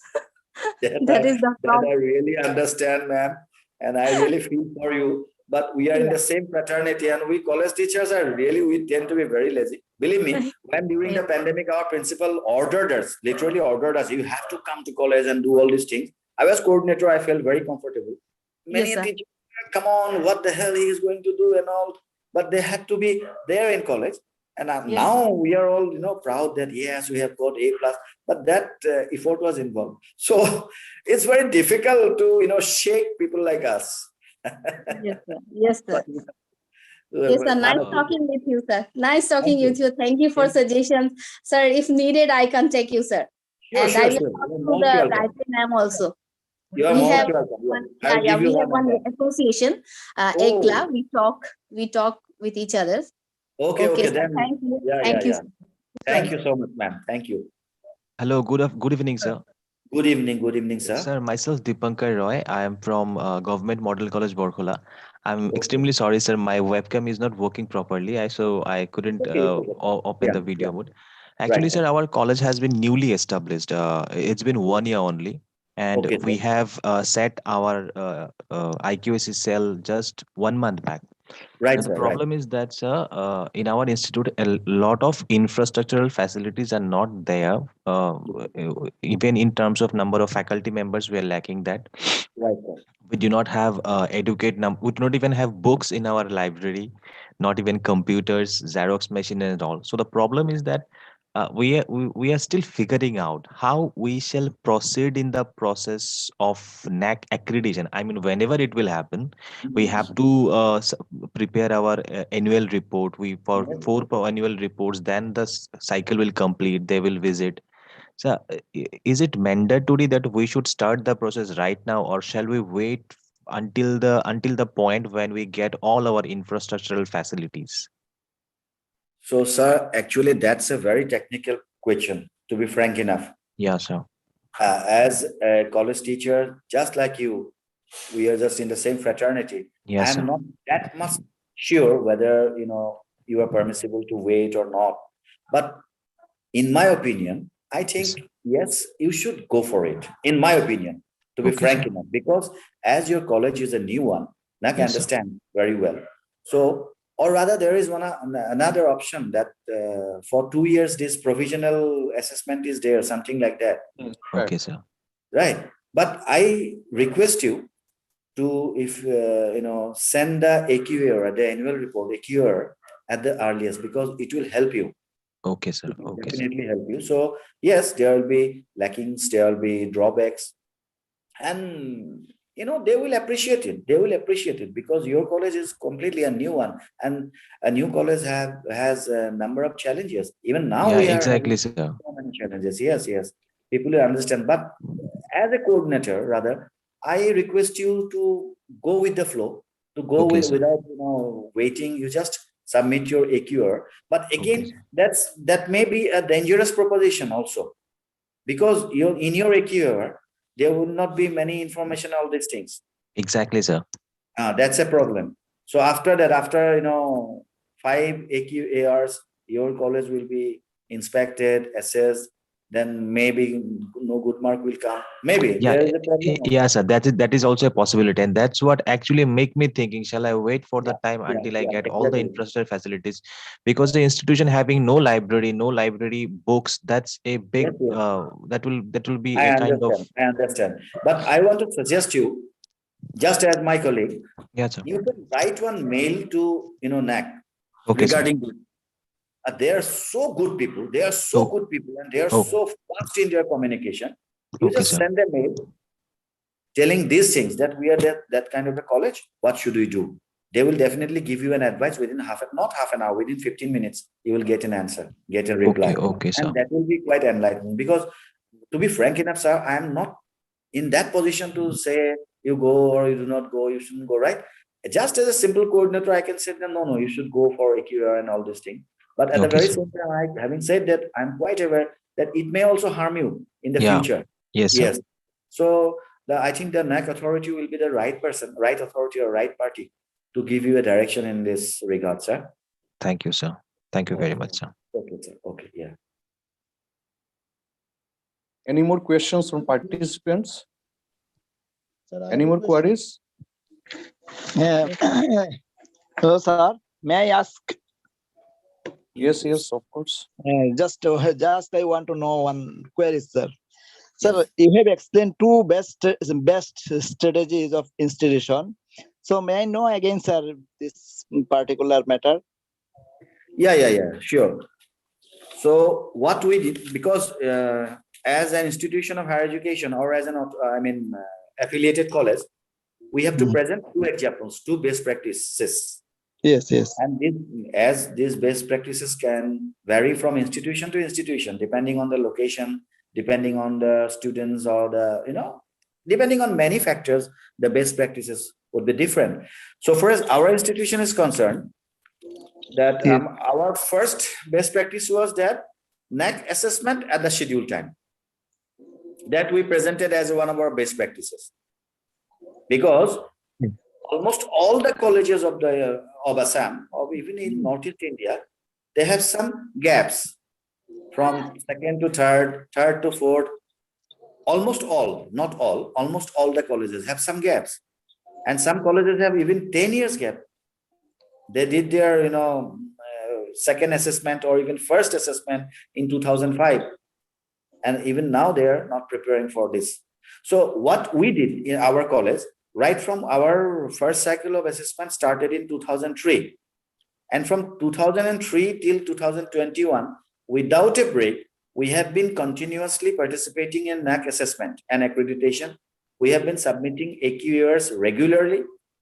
Okay, sir. Not after the specific date, just maybe 2 days before the specific date, but not a single day after the specific date. So we have presented this as one of our best practices, that NAAC assessment at the scheduled time. That is one thing. Then the second best practice we showed was higher education to underprivileged and downtrodden section of society. Okay. Yes, that was our second. And you are all quite aware, you definitely know that the presentation of these two best practices should be in a specific format. That format is there in the SSR. For example, first of all, title of the best practice, then objective of the best practice, why you have chosen it, right? Then there is also one thing, the context on the basis of which you have, taken it as one of your best practice. Then about the practice, that's a literature, a little bit of literature about the practice, what you have done. Then evidence of success. After taking that as a best practice, what are the evidence of success? Then there is one more column, what the problems encountered. What are the problems encountered during performing that best practice? And resource required. What was the resource? How much resource was required?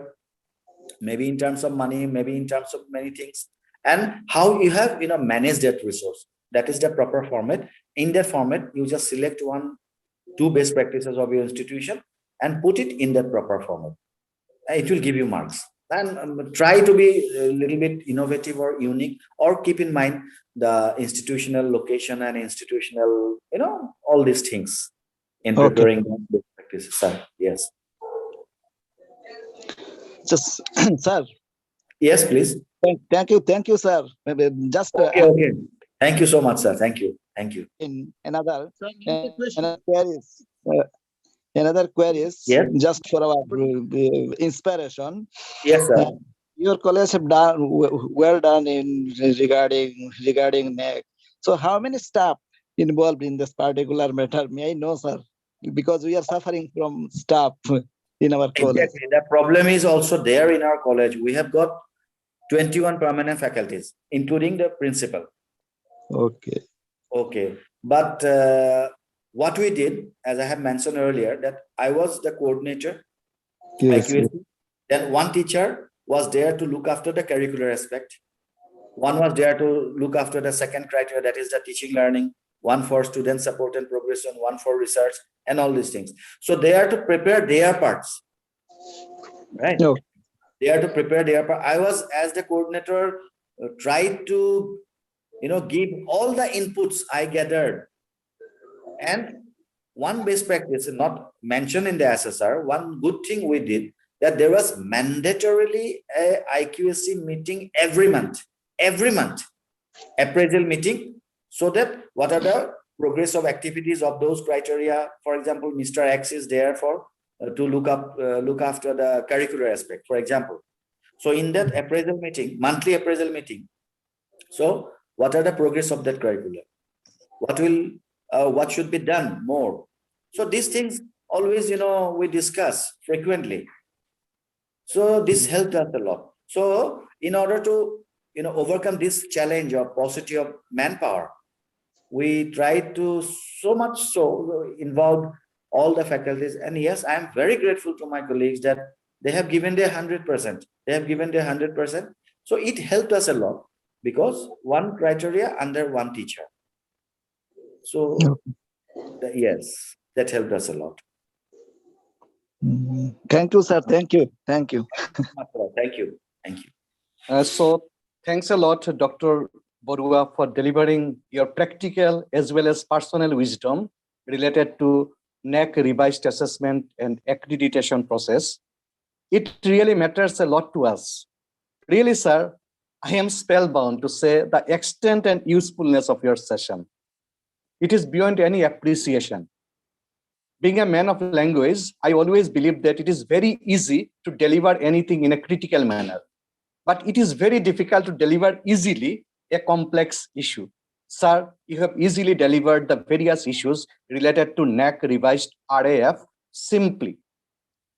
I may say on behalf of the organizing committee, you came, you delivered, and you conquered the hearts of all present in the virtual platform. You may serve as a pioneer for the institutions who are planning for NAAC accreditation. So before concluding the session, I request Dr. GC Nandi to say something on this particular issue. Over to sir, Dr. GC Nandi. Take 1.5 minutes, sir? Yes, sir. Yes, sir. So actually, your words are so inspiring, so kind. I'm really elated, sir. Thank you, sir. Thank you very much. It's a blessing for me, and we'll definitely keep in touch. And I'm really again thankful to your college fraternity and all the participants for giving me so much of their valuable time and sharing also their ideas, their views. Thank you. Yes, sir. I Yes, will sir. remain indebted to you, sir. My pranam to you all.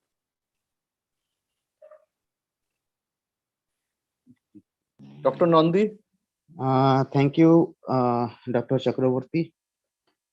I am grateful to Dr. Devashish Borua sir, as we have invited sir to speak on the issues, how the Farkating College have achieved that success under this NAAC assessment and accreditation process. And we have taken that Farkating College as our case study. And rightly said, Borua sir has presented so nicely one of the best deliberations, we must say. Yes, of so course. Nicely, so systematically articulated all these things, right from the what are the core values of the NAAC that should be focused on, the 5 core values sir has explained, and then all the 7 criterion and how Farkating College have prepared that 7 criterion sir has articulated and explained all the 7 criterion and how that has to be documented and that should be provided in SSR. Along with that, the mission and visions of the institutions, then different aspects under the different criterion, what are the different activities, what are the different practices that Farkating College have undergone during their 4 cycles of NAAC process. So sir has articulated all these things, and that's a great inspirations for all the participants present over here in this virtual mode.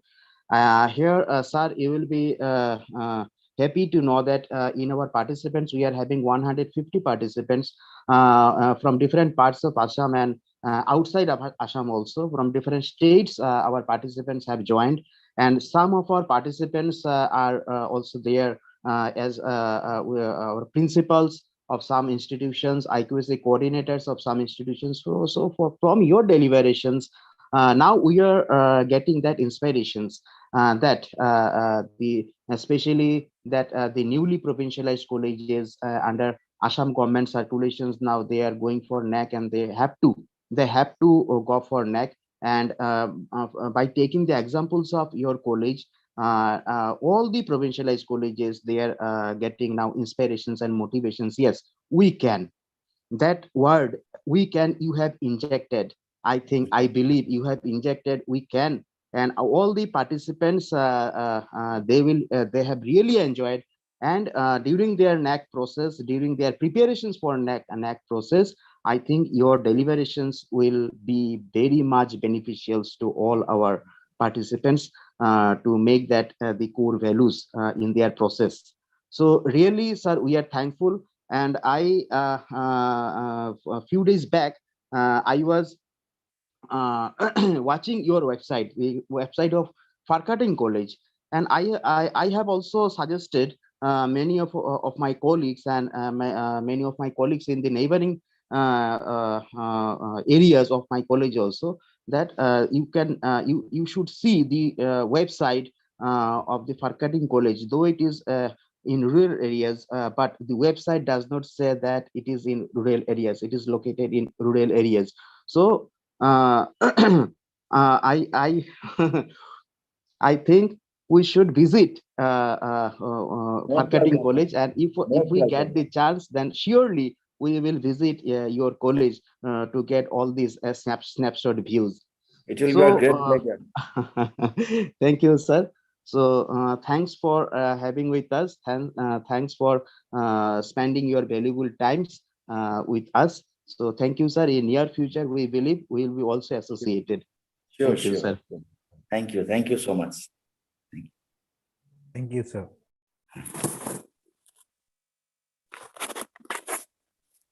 So, dear participants, so today we did have two sessions, and tomorrow again we are having two sessions right from 5 p.m. Tomorrow we are having Professor Binod Chandra Tripathi, Department of Mathematics and Director, IQAC Tripura University, Tripura. He will talk on preparations of AQAR. And our second resource person is Professor Jayati Bhattacharya, Department of Political Science, and she is also the former director of IQAC Assam University Silchar, and she will deliver on the role of IQAC to improve quality, culture, and strategies for good grade and score in NAAC revised frameworks. So all are intimated, all are requested to join our Zoom meet in due time. That two sessions will also we believe will also be a good one. Tomorrow we will again meet at 4:30, and we will stay with up to 7:30 p.m. So thank you all. Thank you. Good night. Thank you, Gurab sir. Thank you. Good night, sir. Sir, we can have a trip to Farkating College. We will. Yeah. Will be accompanying you. Sir. We should. Of course. We should. Thank you, sir. Thank you all.